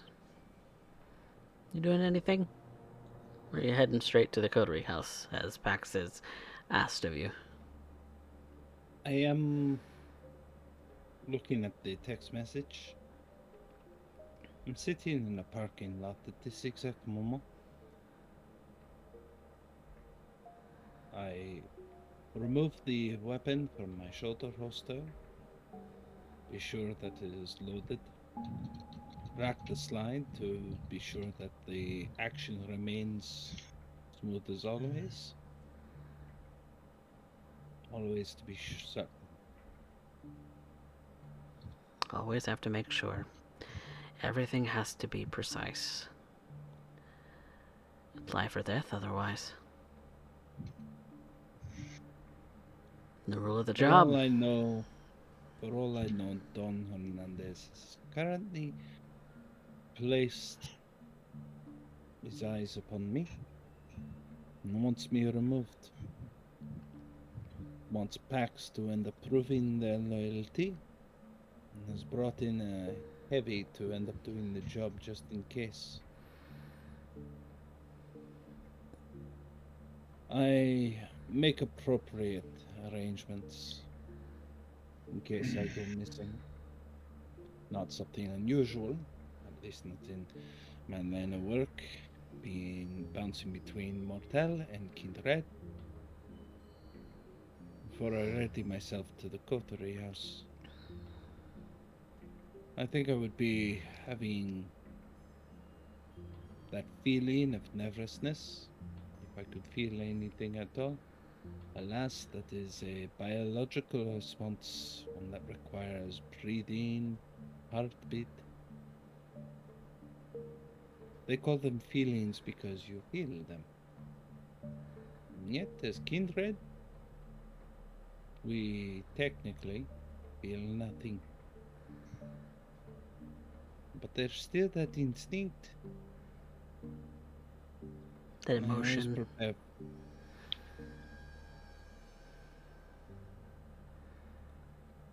I always prepare for something to go horribly wrong. I place the pistol back in the shoulder holster and begin to drive back to the coterie house. I am curious, Mademoiselle Cosetta. What are you planning this evening?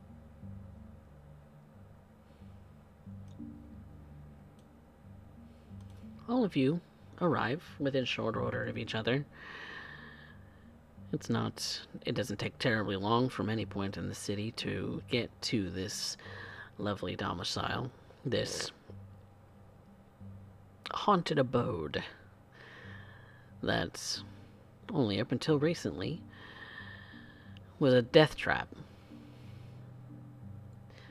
But it has since been tamed for all intents and purposes, and the coterie can rest assured that any and all creaking is the most that this particular little apparition is able to do.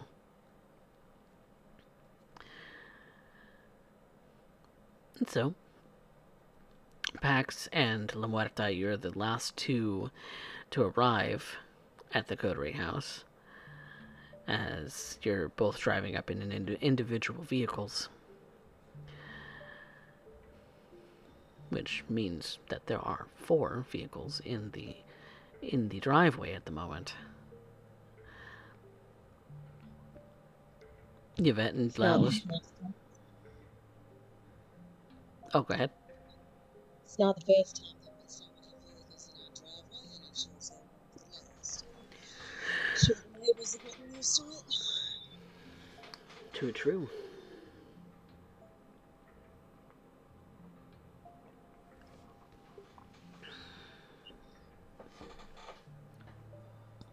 Yvette and Alistair, you see Pax's usual sort of SUV, sort of small SUV that she rides in. And you see a kind of sports car? What color is it, La Muerta? It's black. Black. A black sports car, nice spoiler, a bit of a kit on it. But it doesn't look like any kind of look that you're familiar with. It looks maybe like it's home brewed.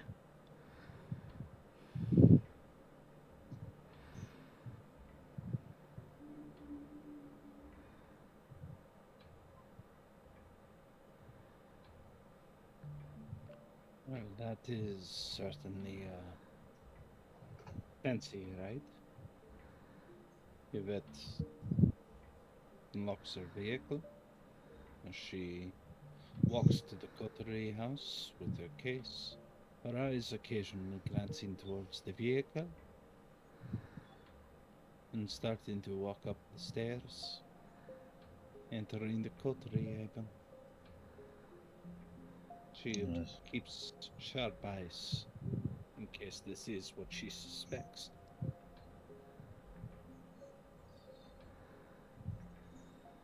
Alistair would get out. I'll walk up the thing, just kind of. I'd be looking down, just kind of introvertedly thinking.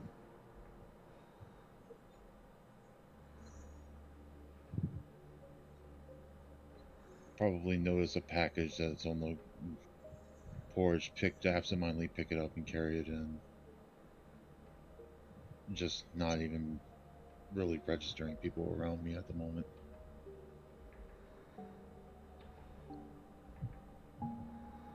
Pax climbs out of her vehicle, makes her way across to Miss Lamuerta's vehicle, and gestures for her to make her way up to the house.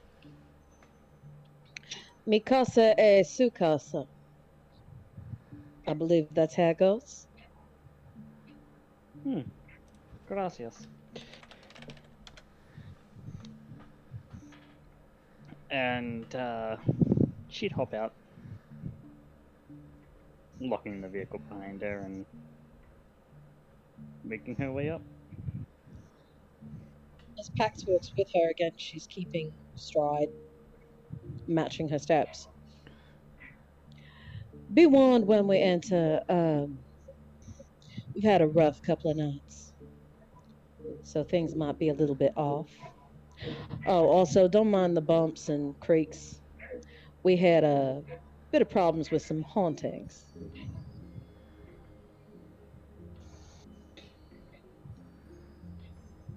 Not the first I've heard that, and certainly won't be the last. Past tense, though. Doc was actually the one that solved our problem for us.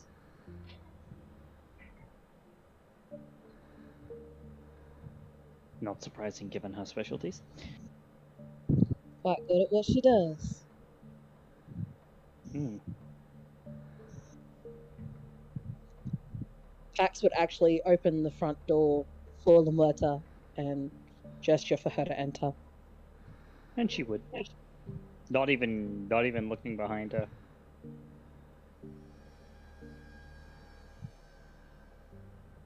We're home.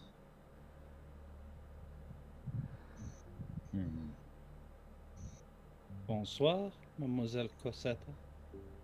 Yvette is sitting at the kitchen table, facing the door.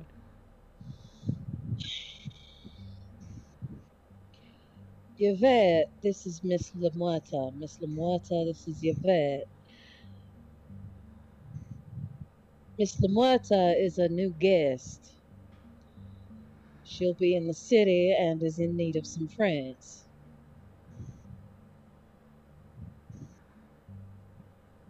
She has a slight grimace on her face, which fades quickly. Before she stands and nods. Very well then, Mademoiselle Cosetta. It will be done. I thought I saw Alistair enter. Where'd he go? He is up in his room.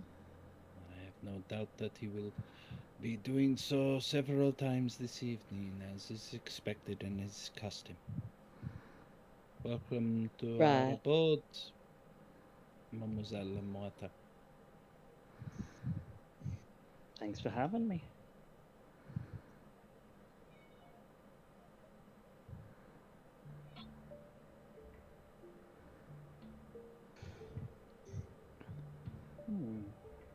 Alistair, you do hear voices downstairs, so you could be anywhere you want to be. I would probably be absentmindedly unpacking the books that me and Deja ordered. Not paying, like, I'm still kind of in my own head and not really in the mood to talk to people unless they come seek me out. Sorry, excuse me, I'm just gonna go get out. And Pax makes a way through to try and find wherever the hell Alistair's hidden himself. You do hear the ripping open of a package.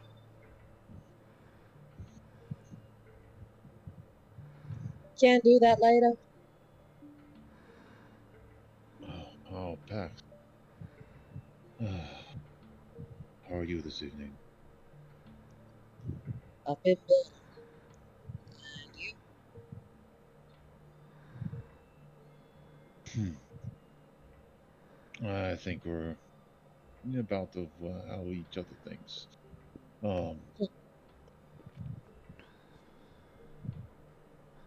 What can I do for you? Bottle it up and come out and say hello to a new guest. I'll still get up, straighten his vest, and make sure his shirt's all tucked in and grab his jacket and put it on and start walking out, trying to plaster a smile on his face.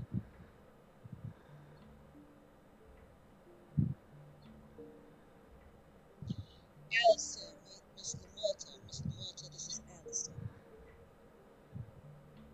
And then walk up and offer a hand. Good evening. Good evening to you. And she'd shake the hand. You could tell she's good. She has like for her frame, she's actually got quite a bit of strength. There is another of us, but looks like she hasn't made it this evening.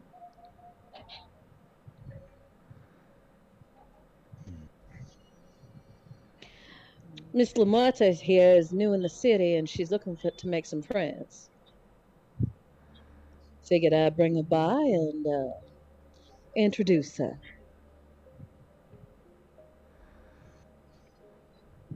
Figured we could all use some new friends. Yes.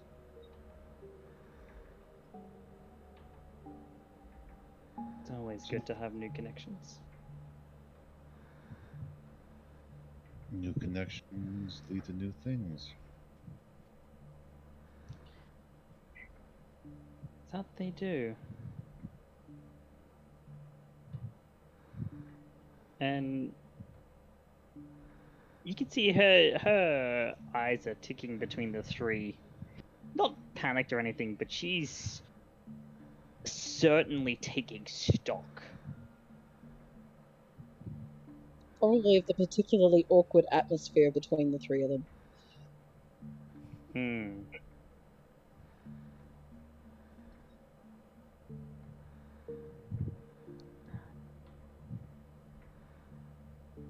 Well, Although I suppose it feels like I've come in on a bit of an awkward note, I'd say. We've had a few rough nights. Yes, it's been a rough time of it lately.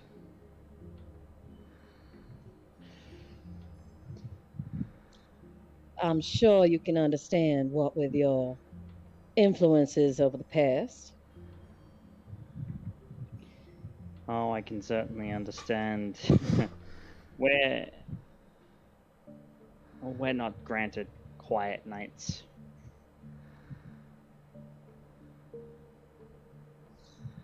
Quiet is different from rough. That's what I mean. We're not granted quiet nights. It's only hardship after hardship. Quiet, in this case, is just things have gone from a boil over to a simmer for now.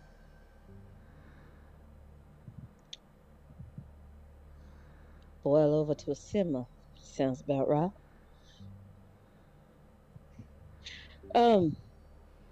Miss Lamarta here is a veteran of sorts. They've seen more than certainly myself.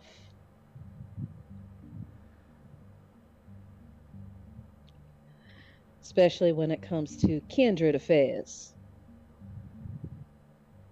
Would I know of who Lamertha is, or after hearing this, would it spark anything of that I might have heard of stories? That would be an intelligence politics, and it's pretty high difficulty. Okay, it's always worth trying. With my dice today, who knows? I might be able to make it.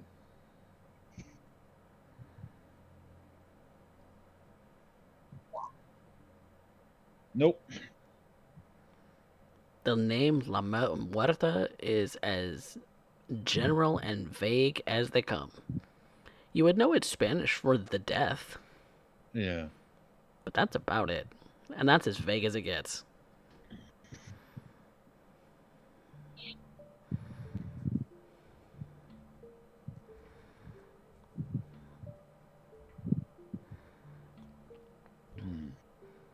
Otherwise, she hasn't really made much of a splash in the city.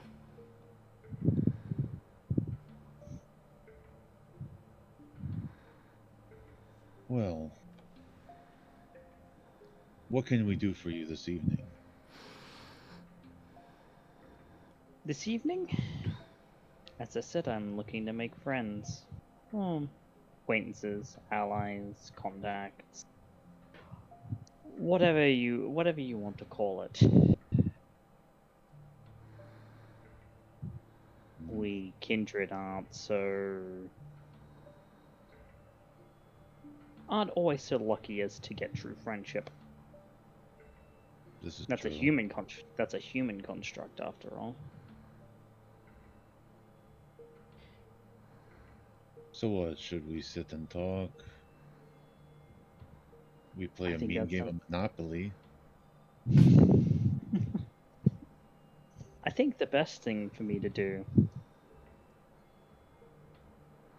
would be to be of service. The easiest way to build a relationship in these nights is to be mutually beneficial. So I think I should share what it is I can do for you, and you can do so in kind. And we can see where things go from there.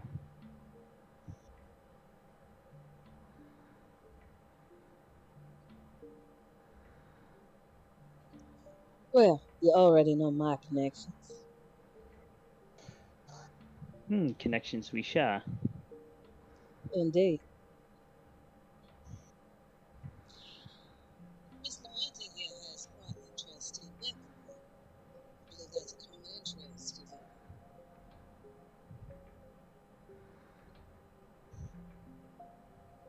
There are many things left over from that war.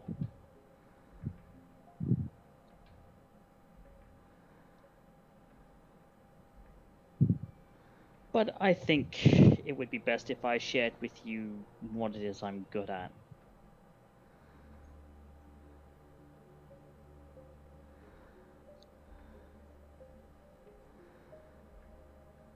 To be blunt with you, I make people disappear. Kind, kindred, it doesn't matter. And I would say, given my experience dealing with both the Camarilla and the Sabbat, I'm exceptionally efficient at it.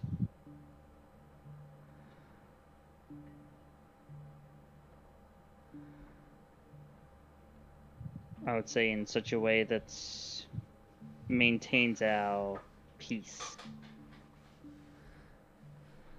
so to call it.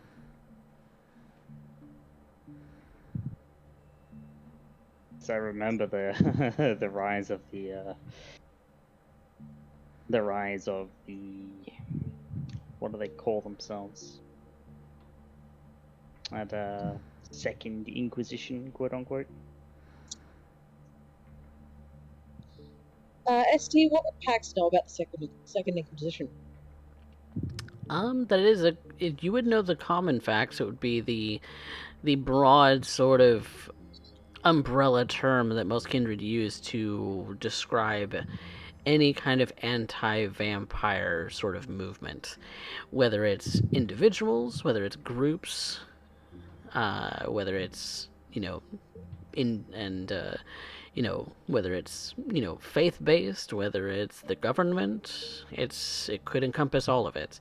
Make me an intelligence and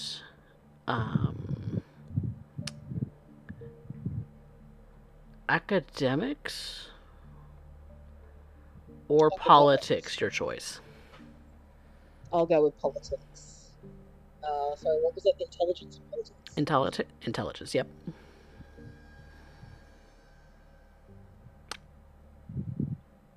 Okay. You have heard a couple of horror stories. One of which was a brief kind of flash in the pan in San Antonio with some agents and them having been kind of a one-off in the state. The other big horror story that you've heard of is the fall of Detroit. The Second Inquisition wiped out a lot of kindred, according to the stories. And that's the last anyone's heard from Detroit, so far as you know. At the mention of Second Inquisition, Pax kind of stiffens up.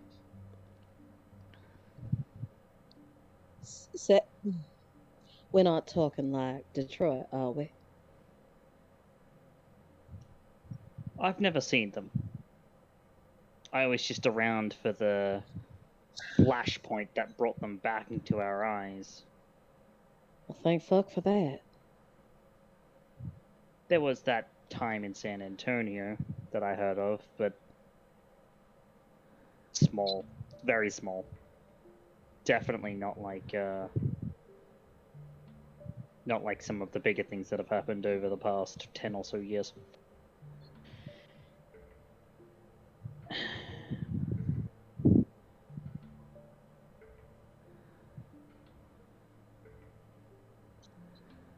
So that what was meant by your veteran.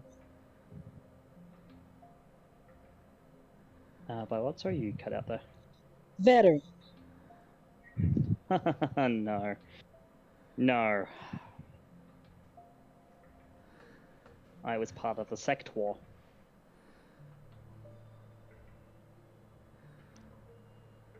I've got to ask. What do I know about that?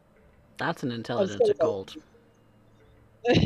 Yeah, I would like to make that roll too if I could. Yeah, go ahead. Anyone who wants to can.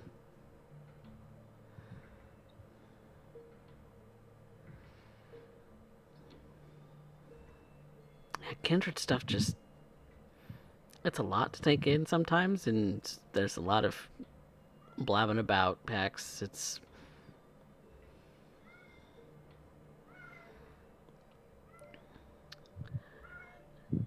Is that all you want to leave it at, Alistair? Yeah, I don't want to push my willpower too much. Okay. You're gonna have to elaborate a little bit. As I said before, I'm still quiet. Alistair, you would know that the sect war is what is broadly the war, the big sort of outbreak of war of conflicts between the Sabbat and the Camarilla during the early 2000s. It started back in the 2000s. From what I understand, it was in the Sabbat and the Camarilla. I don't know too many details, just broad strokes that I've heard stories of, but I'm guessing with a veteran, we can get a first-hand account if they were willing to share.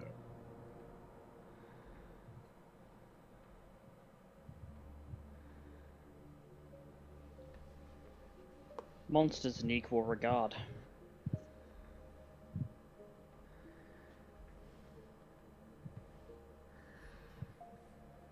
There is no... Oh, go ahead. Sorry, you cut out there. I said that's an interesting way of putting it.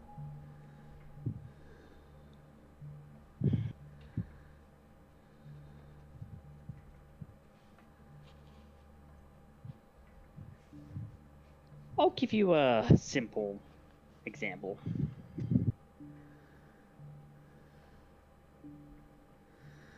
Have you ever heard the term shovelhead? Vaguely.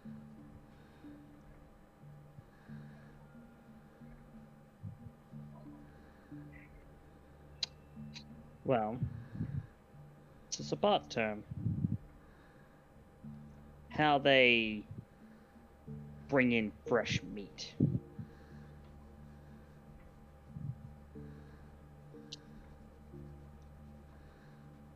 Mass embraces.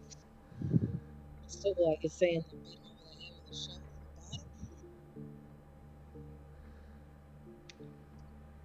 More a matter of they'd capture them, drain them, embrace them,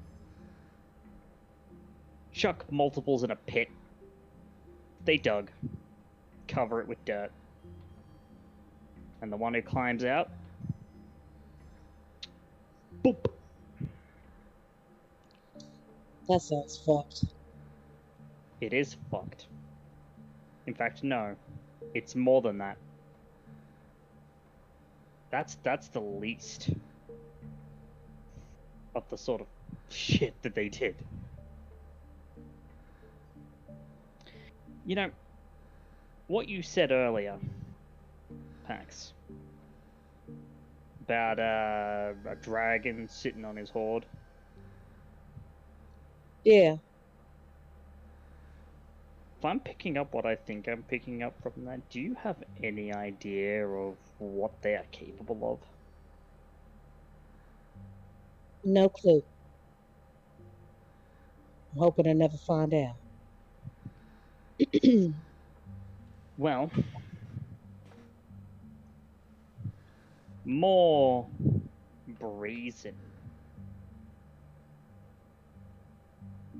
members of that particular group.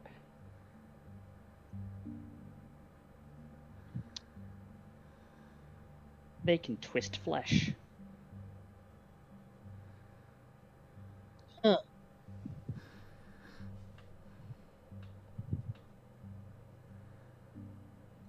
That could be useful.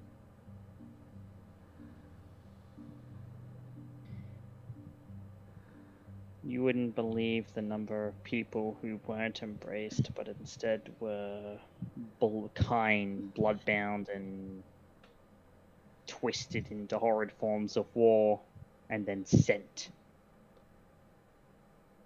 as some sort of morbid vanguard. When they didn't want to spend actual kindred blood.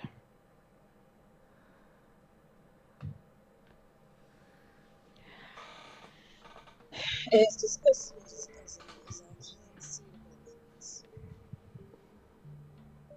But it's still disgusting. The Sabbat have no regard for human life. They are treated as livestock. And a sense of self, a tool to be used and then discarded as see fit. It is a horrid perversion of mind, body, and soul.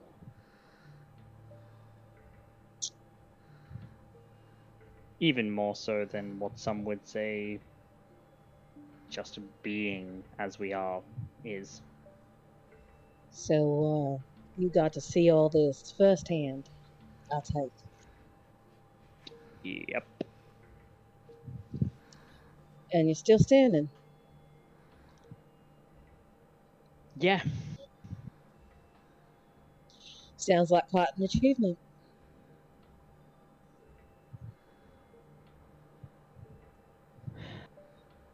As much as you could call it one.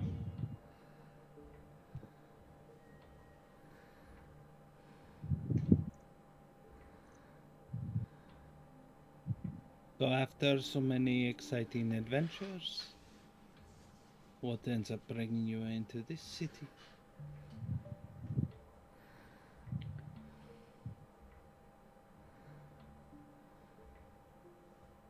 Settle down. I've been on the road a long time. And trust me when I tell you that city limits are safety. I would like to insight that.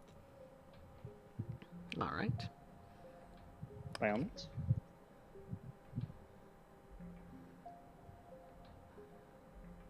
Are you being truthful, La Muerta? Yes.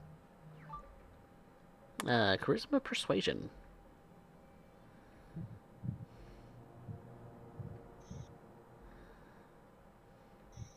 Give me a second.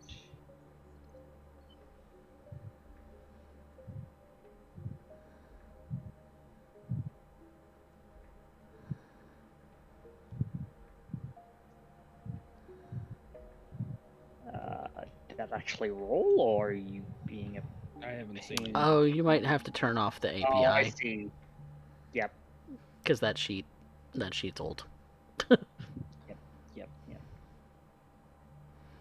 Let's try that one more time.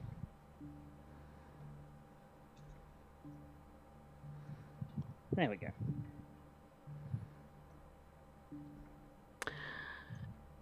She seems genuine, Yvette. If a little guarded.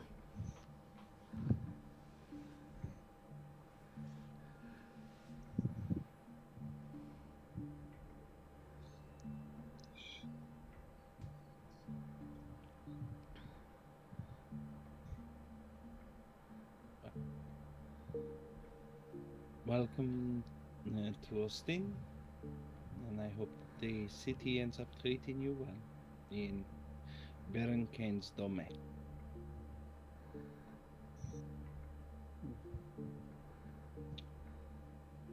Perhaps I would recommend that you be swift to see him. He enjoys his cordiality. My next stop was going to be to Mr. Ball and then subsequently Baron Kane.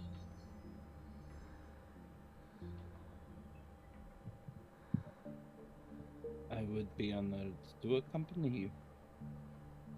I'd appreciate it as much. Of course.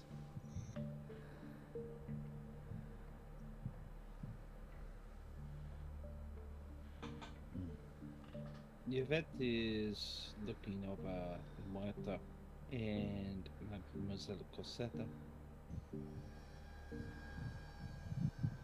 She tries to end up keeping the stern, the simple, soft smile, a kindly presentation that she does. But perhaps something's off this night. There is a tiny bit of tension lingering in the air. I've no doubt. Yvette might just notice that Pax seems to be keeping Miss La Muerta at just as much of an arm's length as everybody else in the room.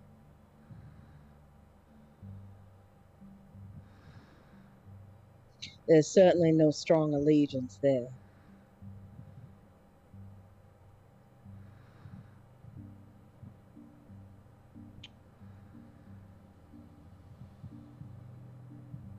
Let's see. Mm-hmm. I would like to make an insight check against Alistair. Okay. Curious. Wits and insights. Alistair, if you're trying to hide your emotional state right now, that's a composure and subterfuge.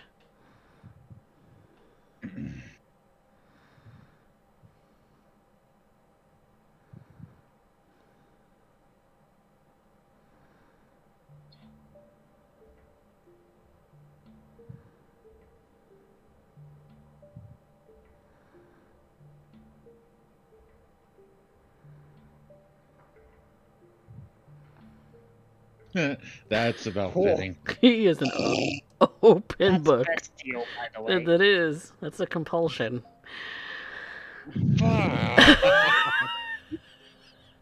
That's rough, buddy. That's about. Oh no. He's having a hard time even keeping the fact that he's kindred under wraps right now. His fangs are kind of hanging out. He's forgetting to blink. He seems to be in a state just not present at all, including in his mannerisms and forgetting some of the things that actually make him look human.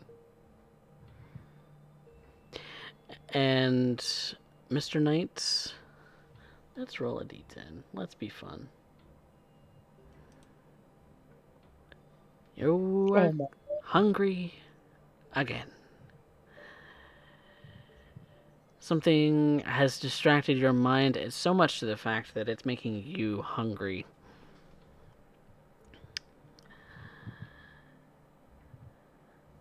It doesn't raise your hunger any. It just makes you that is the be all and end all of your thoughts right now.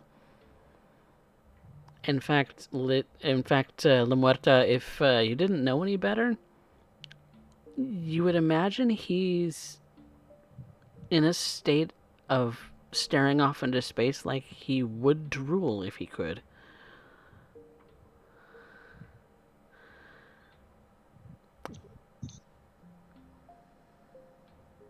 I know that look. I know that look all too well. It's 1,000-yard stare.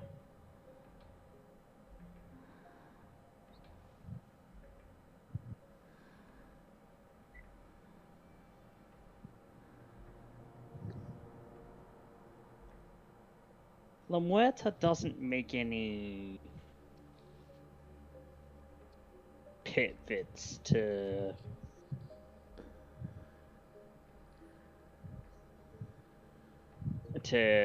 make it known that she knows this.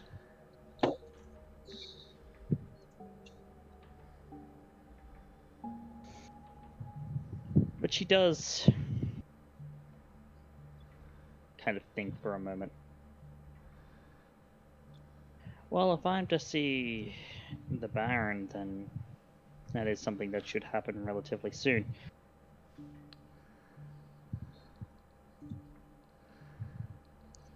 Yeah, should be. You want to head out and do that right now?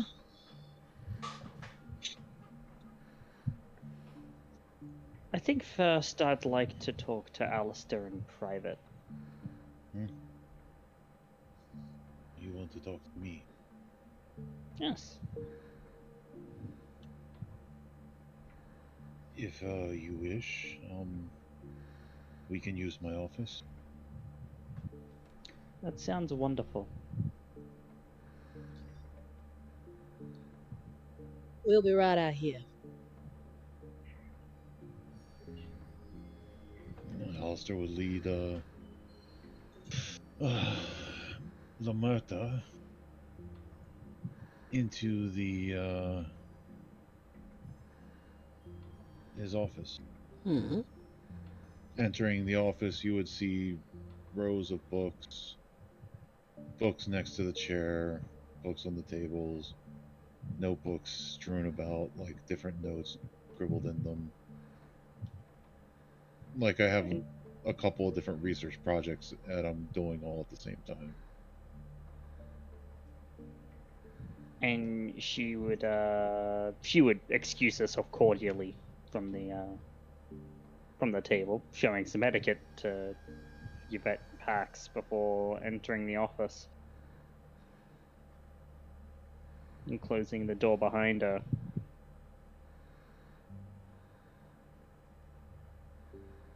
So,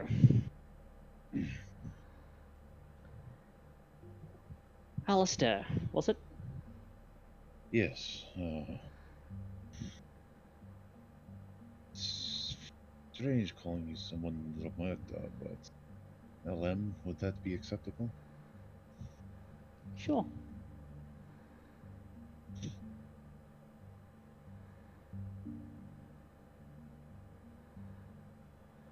What can I do for you?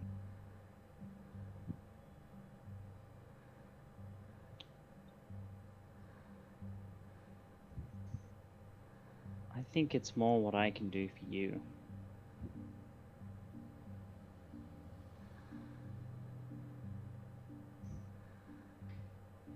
You're scattered all over the place.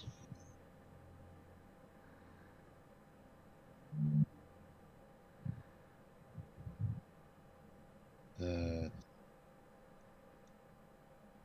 I guess it is obvious then.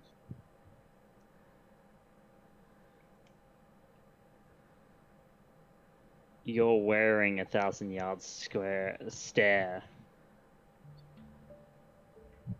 I didn't even know this. So, I have a question for you. You're a learned man, I can tell with the amount of books and notes and everything.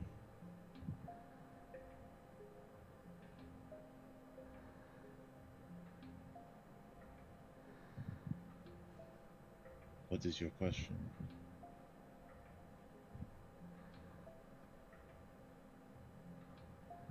Who did you kill?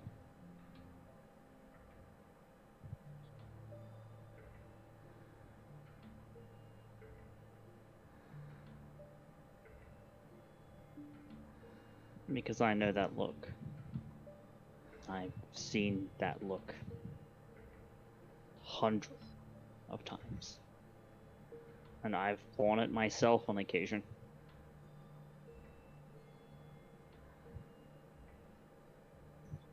It's the sort of expression that one really doesn't forget.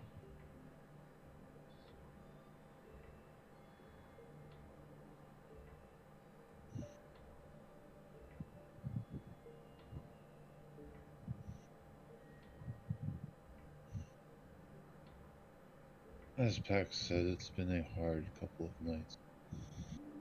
Things are just weighing upon me.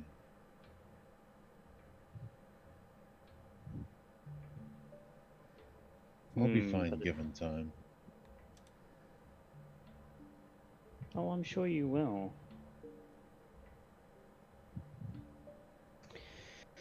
But I think you could do with a piece of advice, Alistair. Only a fool would turn down free information. Well, not that this is free.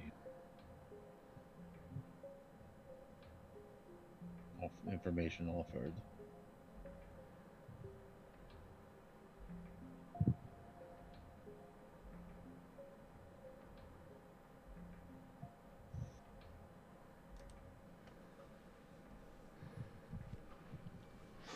It is but a single heartbeat between sound and silence.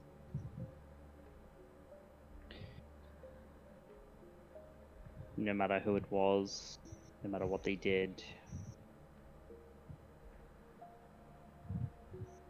no matter how or what the justification is, circumstance, thoughts,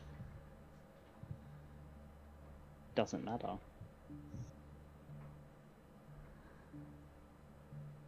It doesn't matter who or what or when or how. Even when it comes to we who have no heartbeat any longer.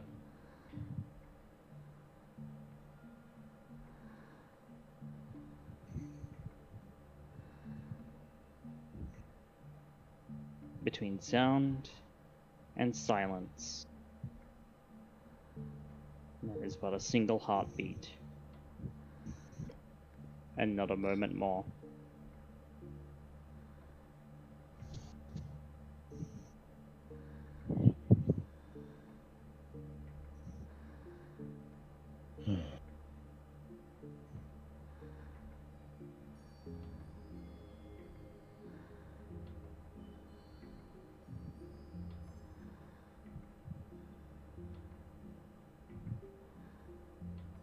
Now chin up. We have a masquerade to keep after all. And her eyes tick off to the side as if she was looking in the direction of the dining room. And the last thing you want to do to yourself is look weak in front of those two.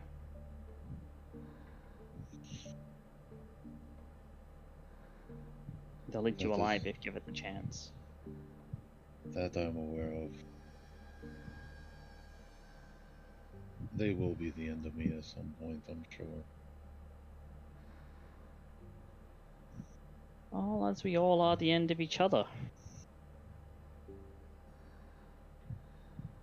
But that places blame where really, in the end, it's just you. The one thing that we share between ourselves and our kind brethren. In the very end, whether it be to a corpse or to ash, it's just us.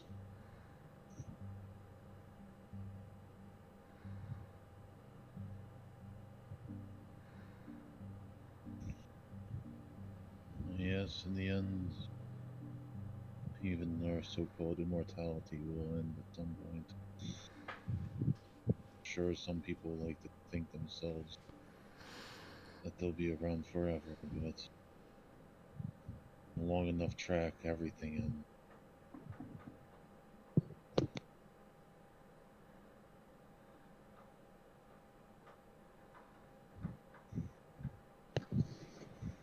Sorry about that. Just only got food. One second. Sure thing.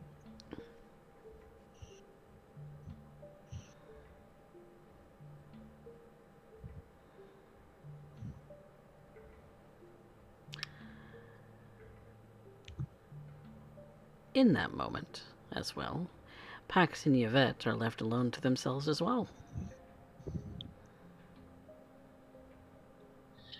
You look tense, Yvette.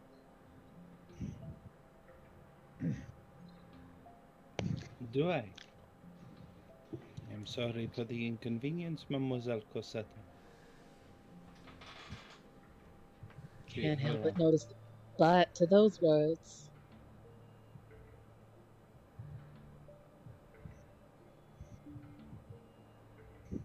Her eyes tick towards the door that Lamoita and Alastair have entered back to you. Before she softens her face just a little. Pardon, I did not mean to speak out of turn. Out of turn? No. You don't speak out of turn.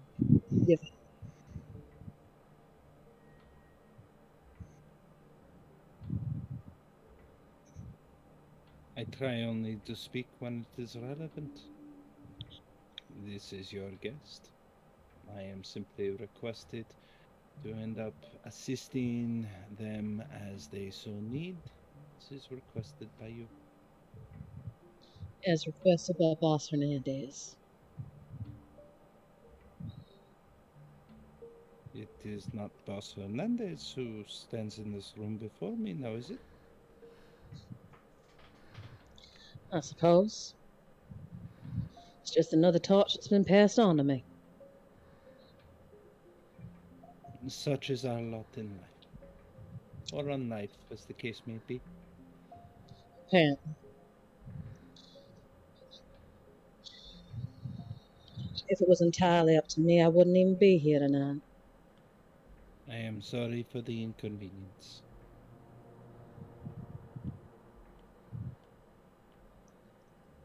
No, you're not. Certainly I am. I imagine the recent few hours have been a roller coaster of which you only wish to remove yourself, if only for a moment, to draw the breath that you so lack. Perhaps have a moment to drink.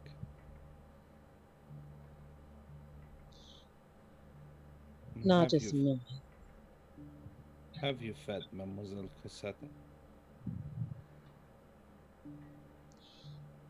You don't need to worry about it.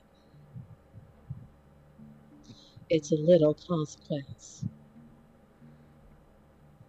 Until your nature gets the better of you. And then it becomes my consequence, oui? If it becomes a consequence, I'll remove myself from the equation.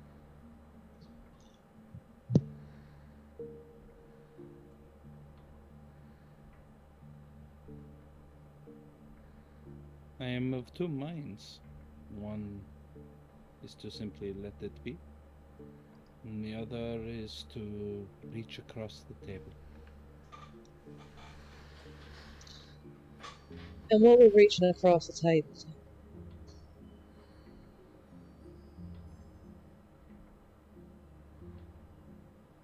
Allow me to know that I at least tried.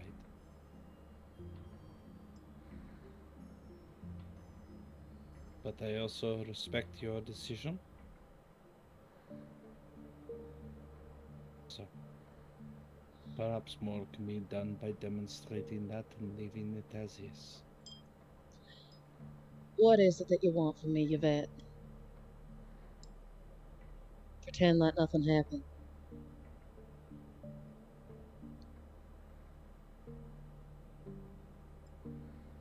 What do I want from Mademoiselle Cosetta?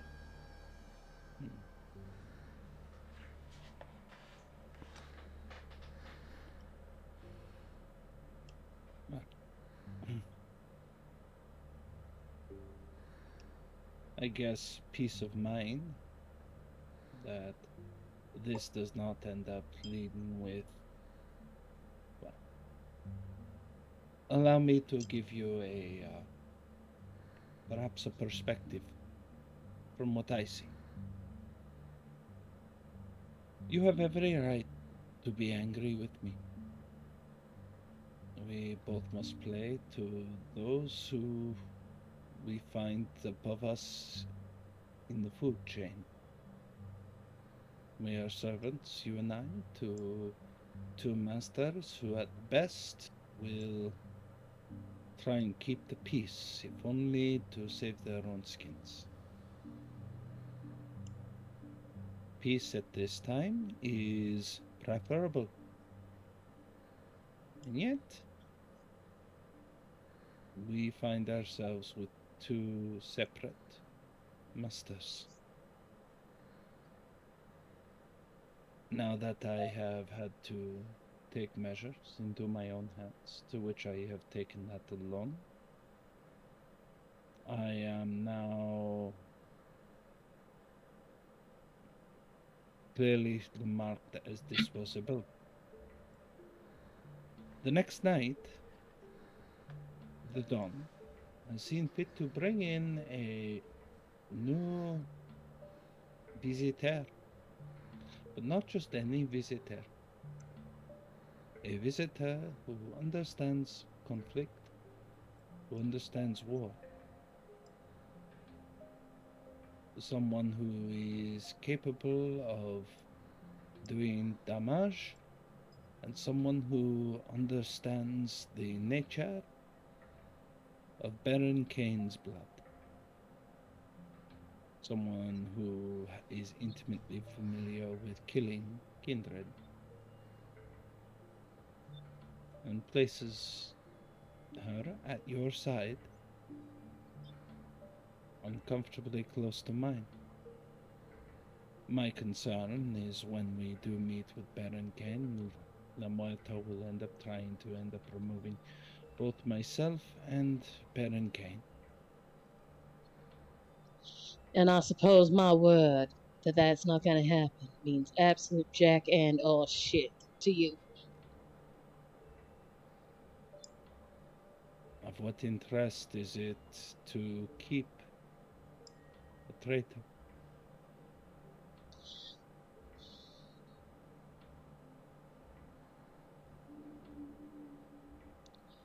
I Boss believe Hernandez knows and understands the relationship produces some of the strain on Boss Hernandez, which means that you are, by some extent, a necessity. Perhaps.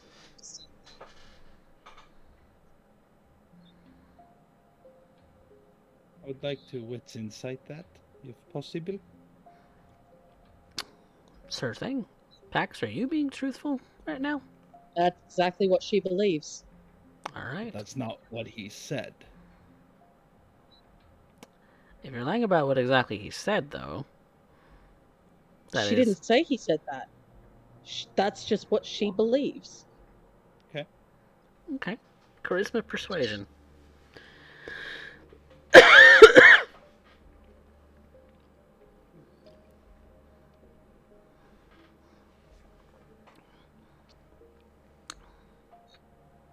Okay.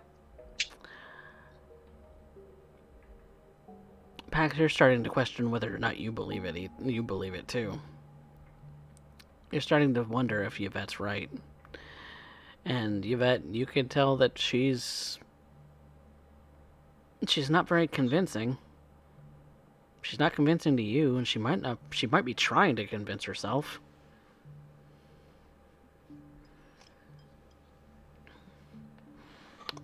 Mademoiselle Cosetta, if that is how it is, all I can do is keep my wits about me and operate as guide as you so wish.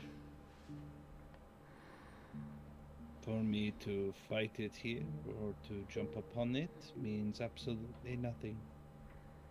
And at this moment, if that is the case, I have no doubt you and Mademoiselle La Muerta would end up coming to remove me first, then perhaps move on to Monsieur Ball, and then to Berengain. The fact that you are allowing me without hesitation to join you perhaps gives me a chance of numbers advantage if my fears were to come to rest. So I'm going to play this one out. I will end up walking the line with you. And if you need to trust anything,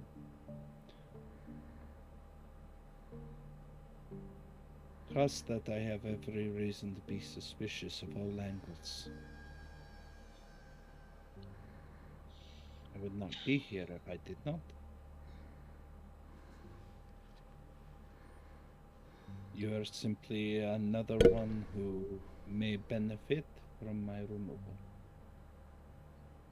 But that is okay, Mademoiselle Cosetta.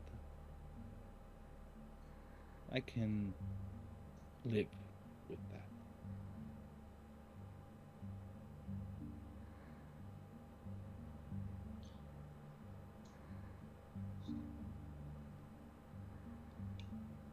Well, if that's the case, then there's nothing else that I can say to it.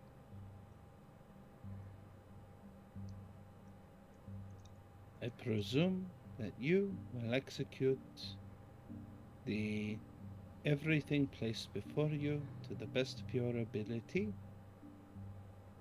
keeping in mind the well-being and the strength of your don. I hope I'll only do, that you go ahead. Sorry. I'll do my job and you'll do yours. That's what you're trying to say?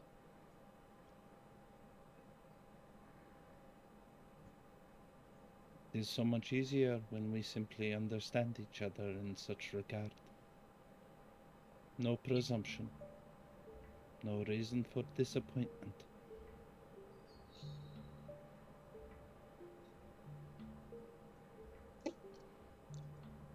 If only.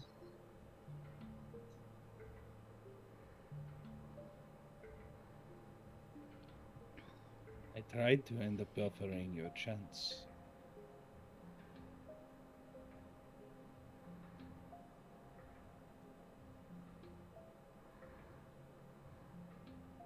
You put some trust in me, and that goes a long way.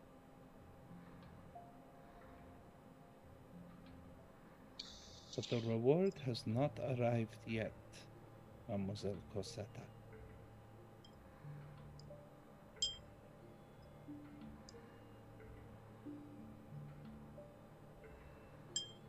Now, I will ask, now that the cards are laid upon the table, have you fed?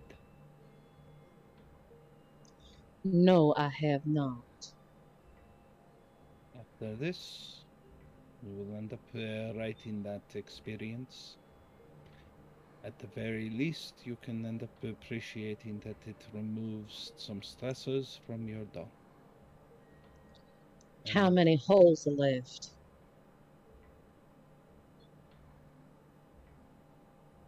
Only the one that matters.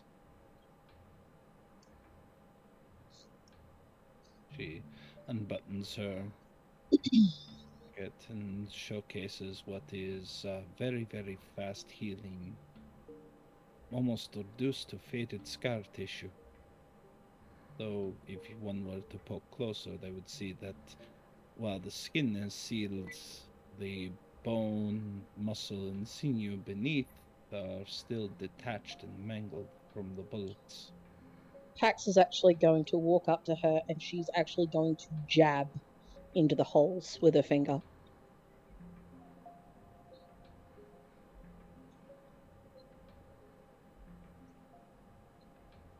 And I think Yvette at this point would need a subterfuge composure to not flinch, because basically you're sticking your finger into a bullet wound. Yep. Yep. Testing you for a don't flinch challenge. Hide emotions would count for this? Yep. Do I get to insight her in this as well? Sure. Yeah, what's insight?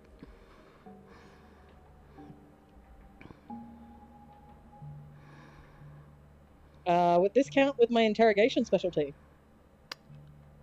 Is that that's an insight specialty you have? That's an insight.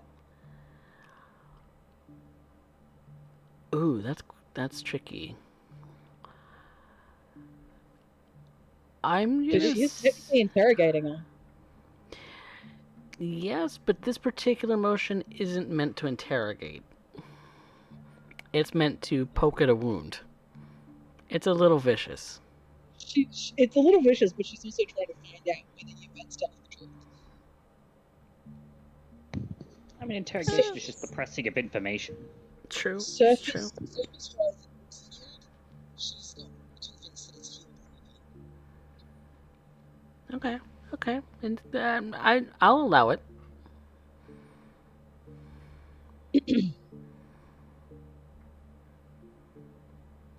Why? Why? I would like to re-roll. Okay. You can add a reroll.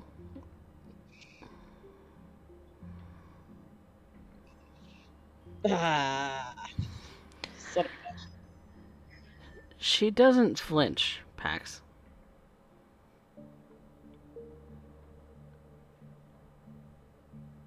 She's... When you do that, really the only thing that happens is that she moves a little bit, that you touched her, but otherwise her expression is the same as it's been. And the flesh underneath is probably a little squishier than usual. Yeah. More the missing bone when you poke at what's supposed to be rib. Mm-hmm. And there is no rib. But her expression is the same as it has been this whole conversation. Being medically trained, can I tell that there's missing rib? Oh yeah, it's obvious. Yeah, you don't need that. You don't need medical knowledge to know that.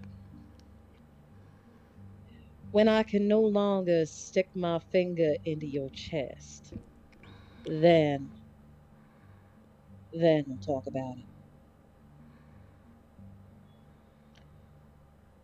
You don't just get to do that and then just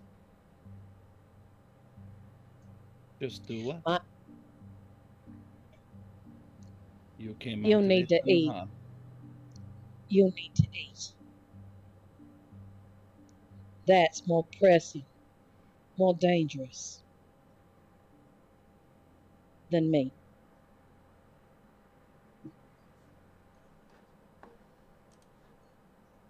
Your concern is touching Mademoiselle Cosetta? It's not concern. At least not for you. It's concern for me.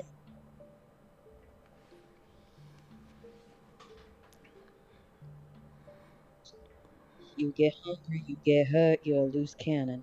And I'm not confident enough us to take you down. I believe my replacement has already arrived. But until then, She's I not shall your acquiesce. replacement. Until then, I will acquiesce to your request. But no, that is precisely what she is. If she's anything, she's my replacement. It is not in your parents' best interest or your Don's best interest to do so. Not so sure about that. Unless he also has her bound. I wouldn't know if he did. It would require quite some time to keep that sort of secret from you. Regardless, she's a little too friendly. The same reason you did not like me. Amusing. But still, I will honor the contract.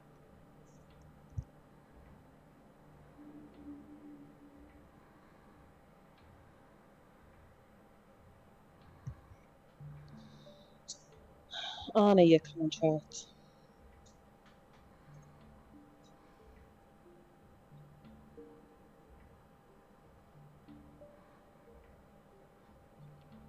Ron, she buttons up her overcoat,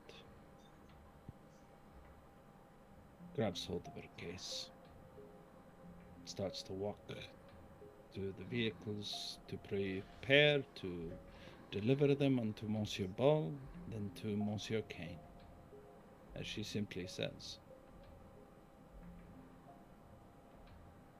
After all, I would hate to let the Cosetta down.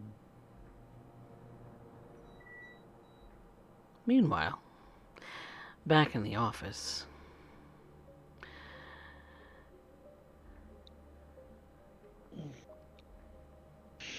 you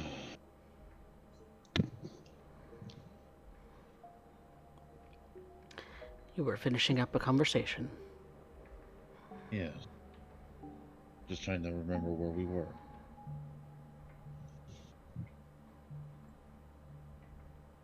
Well, I gave you some advice on the nature of death. Hmm. But as the noise comes from out there, there's a thoughtful look that crosses Lemueth's face.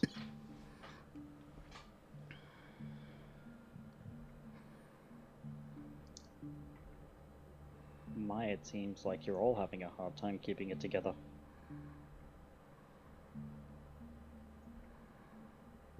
As I said, it's been a rough couple of days. Oh, even more than that. Come now, the writing's on the wall. It doesn't take an oracle to tell.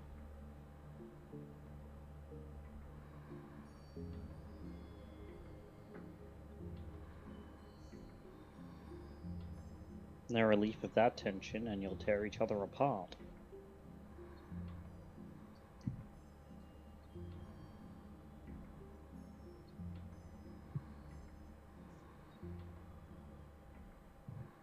Yes. That is a problem that I am trying to figure out. One more thing on the list of stuff to do. And I suppose therein lies the problem.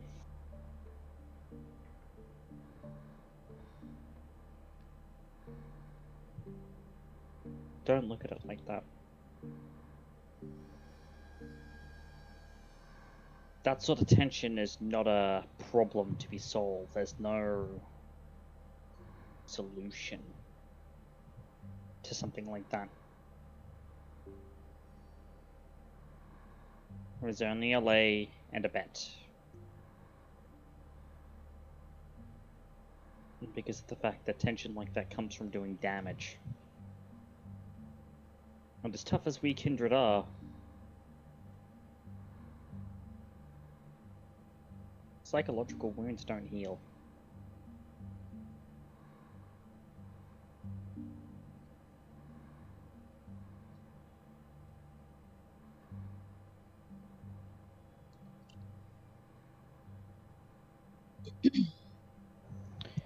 So did you truly? Hmm? So did you truly come here to settle down, or do you have some master that you serve too?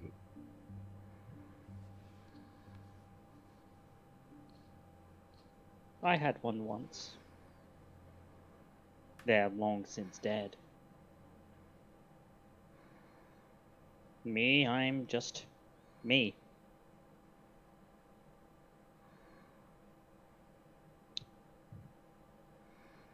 I've come, I've seen, I've experienced.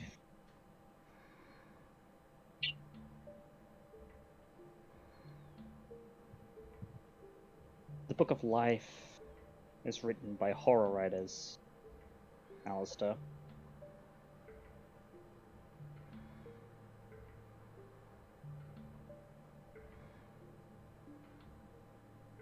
Hmm.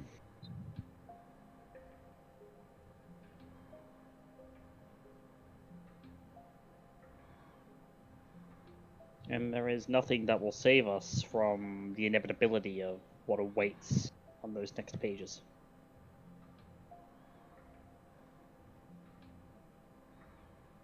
No god or devil or master or anyone else.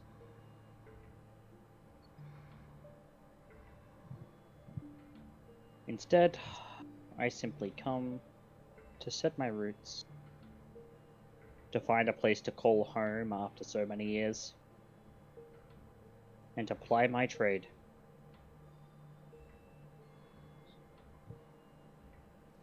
I am a killer. It is what I do. It's what I've done for a very long time. That's what we all are now.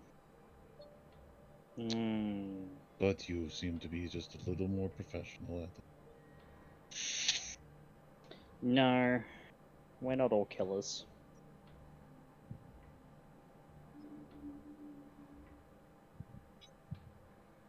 We all kill. Yes, but we are not all killers. The look upon your face that I saw tonight is but an indication of that.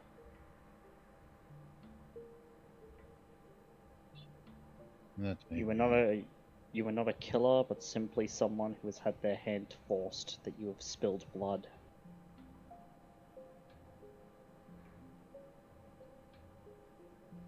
That may be.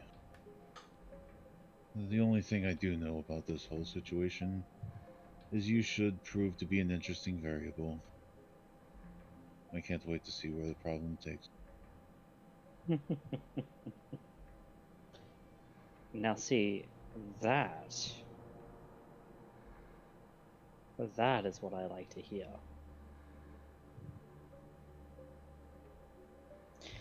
It was nice talking with you, Alistair, but if you'll excuse me, I have more business to see to tonight.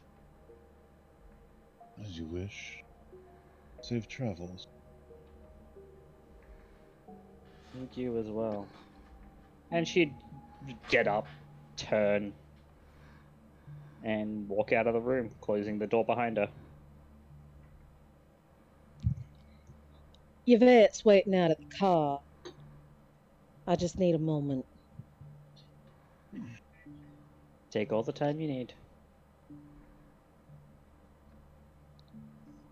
Pax watches as Lamuerta leaves.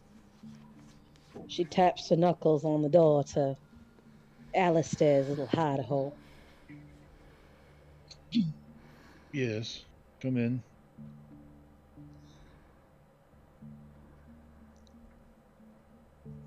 How you doing? What was that, sorry? How you doing? and the last conversation was any negation, it should be plastered all over my face. I want you to do some research on something for me. This is something I can do. What subject? Pax pulls out the piece of paper that the Muerta gave her. Opens it up and shows Alistair the symbol. Know anything about this symbol? SD, what would I know about this symbol? So, La Muerta, is this a unique symbol to you, or is this something a little bit more broad? It's something a lot more broad. A lot more broad? Okay. It's the Sabat Ankh. Oh, okay. Okay. It's the Sword of Cain. Okay.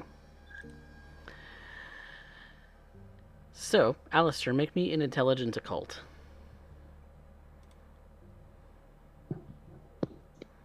I will rouse the blood for this, just to see if I can get something off of this. Oh, you are at a -2 penalty as well, so that rouse will even that out. Because you are still hungry. Okay, so 2 dice off the end, or would you like me to re-roll it?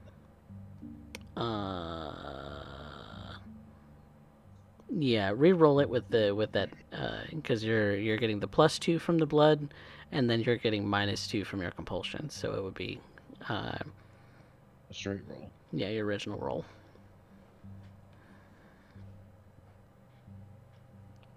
Ooh, Oh, that's actually better. I'll Ooh, take that's that. even better. I'll take that. All right. See, that's how you want those green numbers. Mm-hmm. Oh yeah, they want to be all at the top. Fuck, why didn't I think of that? You look at it. You look at it one way, Alistair, as Pax hands you over this piece of paper. You kind of fiddle with it, kind of turn it in your hands, and strangely, it looks like it was written on purpose that this Ankh is supposed to be upside down. And with it being upside down, and as researched in the occult as you are, this is absolutely Sabbat related. The actual Sword of Cain related. What would I know of the Sabbat? What you know about the Sabbat is that they are the sworn enemies of the Camarilla. That in every sense of the word, they are the antithesis of what the Camarilla stands for. Where the Camarilla is very much maintain the masquerade, hide amongst the humans, all that sort of jazz. It's never really been your style to uphold all of the traditions of the Camarilla, but you can respect that there are rules that they have put in place for their own purposes. The Sabbat,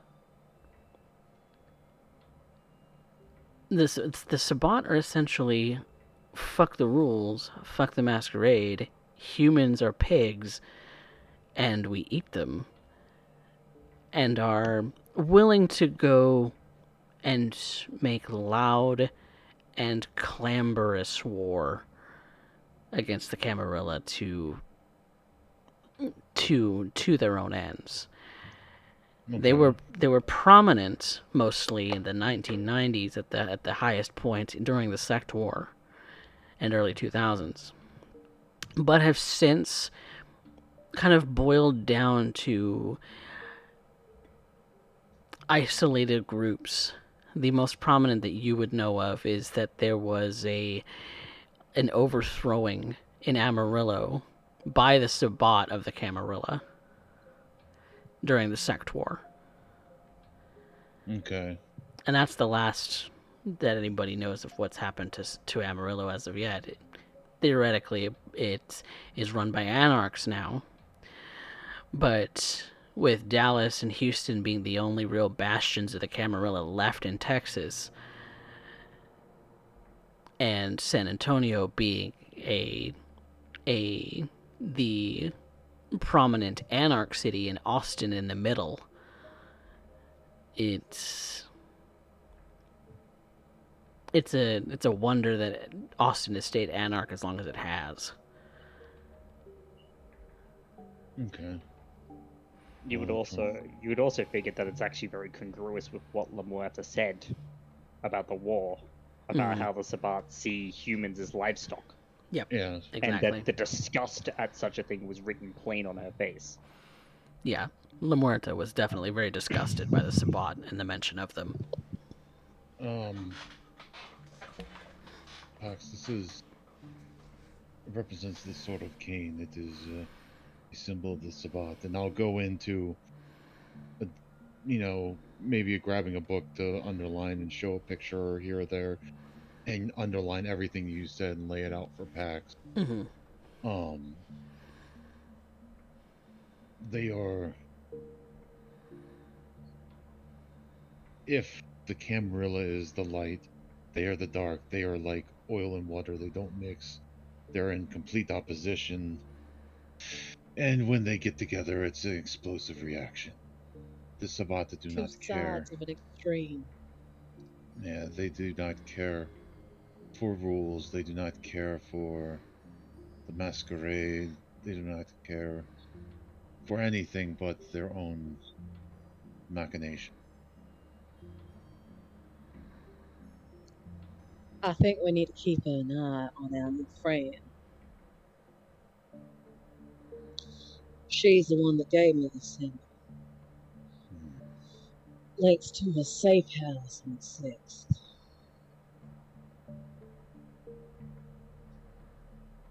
Well, I will keep my eyes and ears open. If you find out anything else that I can be of help with, as always, I'm following your lead.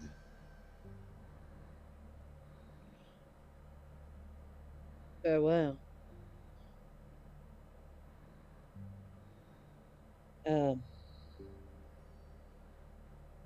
How's your mom and your sister doing? It is tough for them.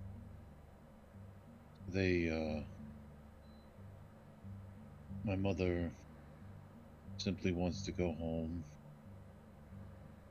My sister, she's still recovering. I have not yet told her. But,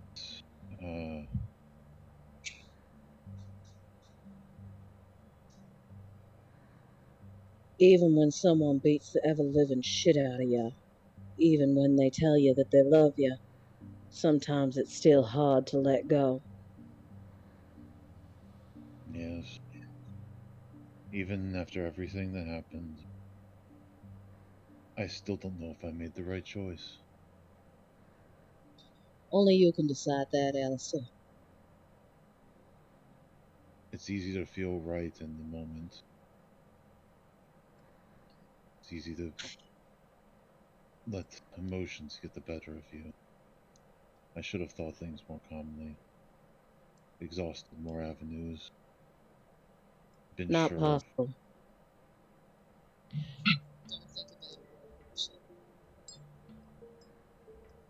At the time, you did what you thought was correct. You hold to that. Don't you dare regret it. Because the moment you start regretting it, is the moment it starts eating you alive.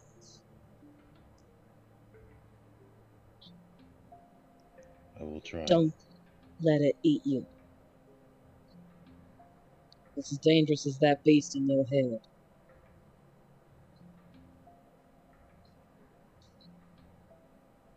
Oh. Hmm. And how are you doing? As well as can be expected.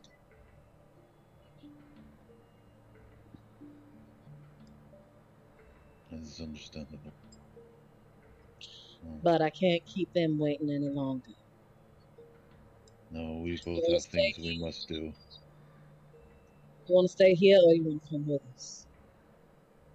I should do something. I need to get my head right. I am no use to you all, as scatterbrained and out of it as I am right now. I need to be Yeah, calm, cool, and collected. if I didn't know any better, I'd think you would have been drooling if you could. But How unsightly. have a good one, Alistair. See you later, maybe. Safe And with that, travels. Pax will make her way back into town. All right. And I think for the moment, we're going to call that an evening. Can I do one more thing? Sure. The only thing while they were going to go off, Alistair was going to go and visit Jax. And basically, and he needs a night away. And we can address that next time. Okay. That is fine. Because that happens during the next scene, so the next scene has not happened yet. Oh, that's true. I'm sorry. So, thank you guys for playing. Thank you for hosting. Yes. Yeah, Pax does not trust I this love new it. person. I love it. They've got it in their head. Oh, she's Sabat. Oh no. Pax isn't thinking that she's necessarily Sabat, but maybe ex-Sabat. Ooh, don't let her hear rumors. Don't let La Muerta hear rumors about the Baron. Oh, don't worry. That'll be something Alistair loves. Probably. But yes, thank you, Lethality, for playing the lovely La Muerta. Yeah. I highly doubt La Muerta hasn't already thought of the possibility that the veritable dragon may potentially be an ex-Sabat. Yeah. No, that's already gone through her head. She's probably thought about it. It's the first thing that's gone through her head because of the fact that she's in that old mindset of Tsimisi are Sabat. They're a Sabat clan. That's where you find them. That's where you find them. Exactly. Usually. She's a little set in her ways. A little set in her ways. She's the oldest. She's the oldest. Like, out of like the characters that have interacted with the coterie in an intercoterie sense, she's the oldest. Oh yeah, she's been around since like 1999 thereabouts. She's been embraced since 1999. Yep. Like I can't remember.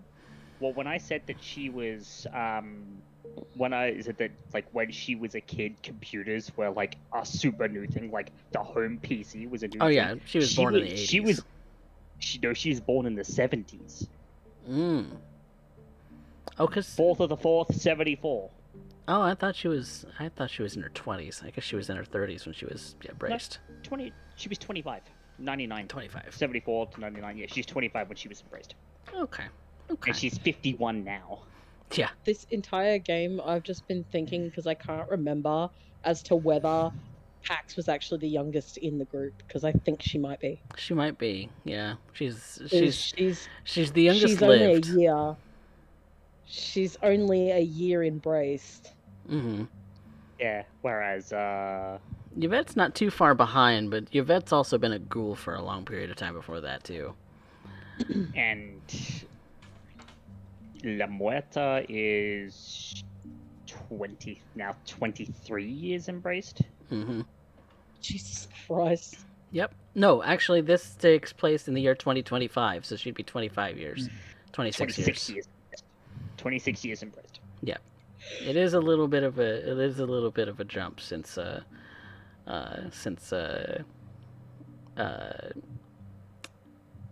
the time scale on this one. Yeah. But so it's it's been literally 10 years. Literally 10 years since Jackson. Yep. Pax sitting here being like, dude, you'll have to explain. I did not live through this shit. CL! Those were claws! Meow, meow, baby. I heard that. I heard meow. But yes, we have our lovely players who I'm going to make a poll for here in a bit. But yeah, we had the lovely Lethality Complex come in to play as a guest for this session, and not next week, but the following week will also be around to play La Muerta, so that we can have a little bit more interaction with her. Um, and from that point would be an NPC that you all can interact with, however it is that you guys feel free to. That's the plan. But yeah, who recovered some willpower? Let's talk about that. Nope. I didn't spend any. Yvette did. Woo! I think mine counted. Find lodgings for the family, but well, they're going home, so they're counted. Yep. You That organized it. that counts. Yep. Also, Black Wolf, I'd say probably not. What? Oh, I was starting to pull. Nah. I got it started. Black Wolf at school. As for that coffee, As for that, just for development wise, just so you have an idea, next thing she's aiming for, because I know you can see her sheet. Yeah. You would see she'd be aiming for the 4th dot in her top discipline. Okay. And it's the power that's the amalgam with the next one down. Ooh, yep. That one absolutely would be right up her alley. Absolutely. That was actually going to be my aim with her. That's where I was going to spend my XP. Like if I got to play, if I got to play her at the Longer point term, yeah, when I made her longer term, that was where she was gonna go. But you get the idea of where she's gonna, where she focuses, where that development's gonna be. Absolutely. But yes, thank you guys so much for playing. Let's get on to some experience. All that black and white beeb. She's being an absolute attention whore. What a baby. But yes, the way that we do experience is very much the same as Derek does in his games. So, first one is you showed up to the table, you get one. Woo! Hooray! The next thing we do is we have our players vote on categories, and we have the audience poll up for who was the audience's favorite for tonight. But our players get to pick amongst each other who is their favorite when it comes to plot mover, for best scene, and for best line. So, let's deliberate. Who moved the plot? I'm giving that to Pax. Yeah, I can see it. But why 4? What we got? Mostly just bought off by Kitty.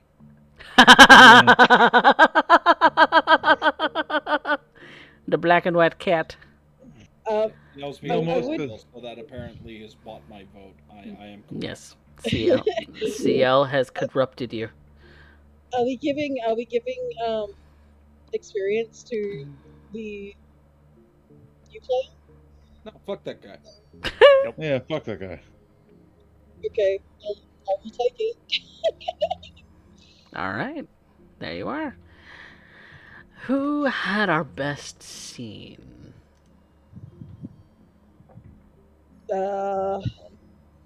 Pax. For that conversation with you. I don't get experience, but I do get a vote. I was about to say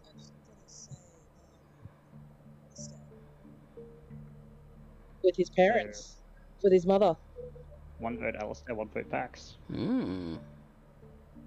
I'll go Alistair. Okay. Alistair, you get best scene for tonight. Ooh. Majority vote. Best line from tonight. There was one from Yvette. There was a few from Alistair as well. It was during the conversation with Pax. I'm blanking. I don't know. I'm just gonna say Yvette.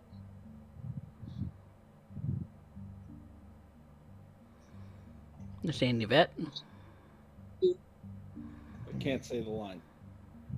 I can't remember it. There was one there, but I can't remember.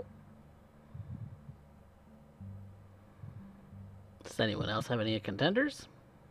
I'm going to throw my hat in the ring.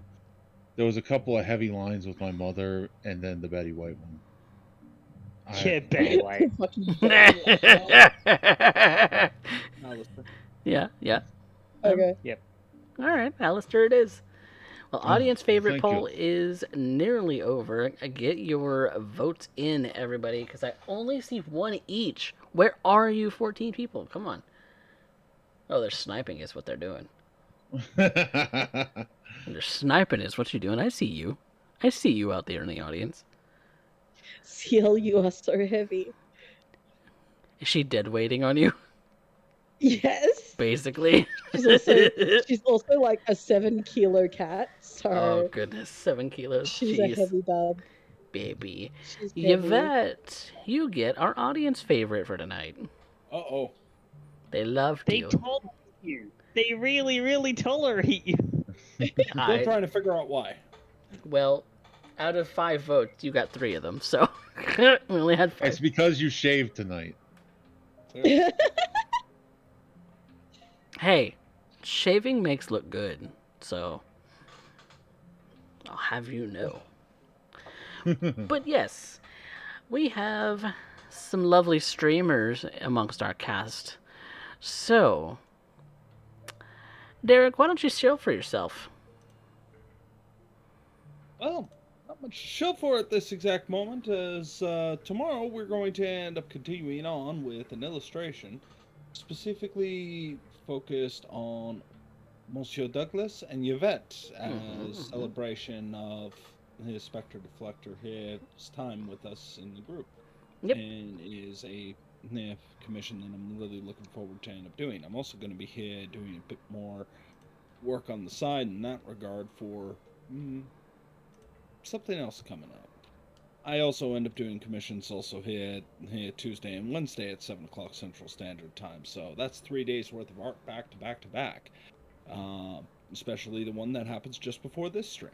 I also teach Vampire the Masquerade and Battletech on Mondays, and I run Edmonton by Night Blood Sands, which should be on its final 2 episodes. So, 2 episodes. Oh, wow. I thought there was only 1. if everything well. goes to plan, so we'll find out. Okay. Again, can't really plan around players. Yeah, no plan survives players. Nope. Speaking of that, Fat Guy, what you got coming up? Well, mostly I've just been doing Dead by Daylight, but with the holiday season coming up, I've been a little more sporadic in streaming, and I apologize for that.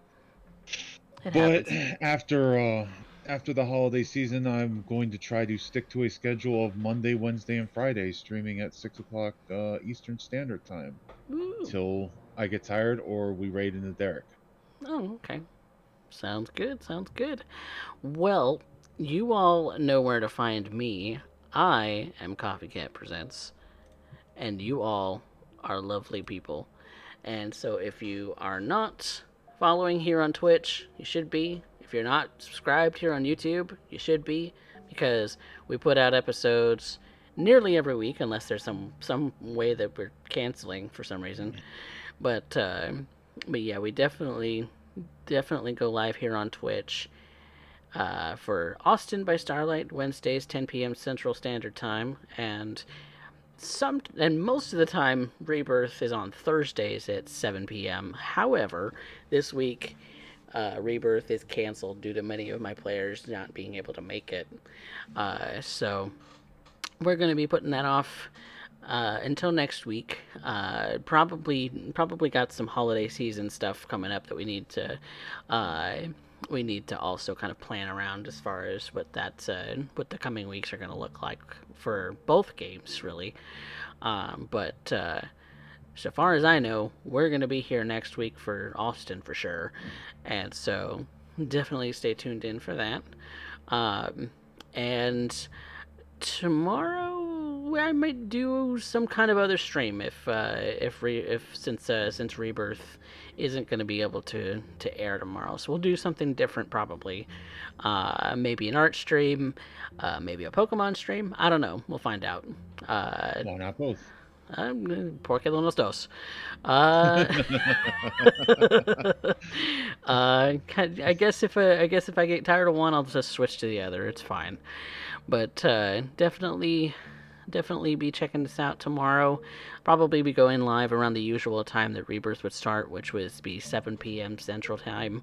So yeah, and also look at that Beeb, that little Beeb in that window right there, because she's a black and white pretty CL.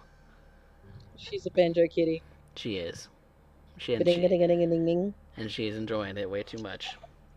But yeah, thank you guys so much for watching, and until next time, say goodnight, everyone. Good night. Good night. Good night. Good night, everybody.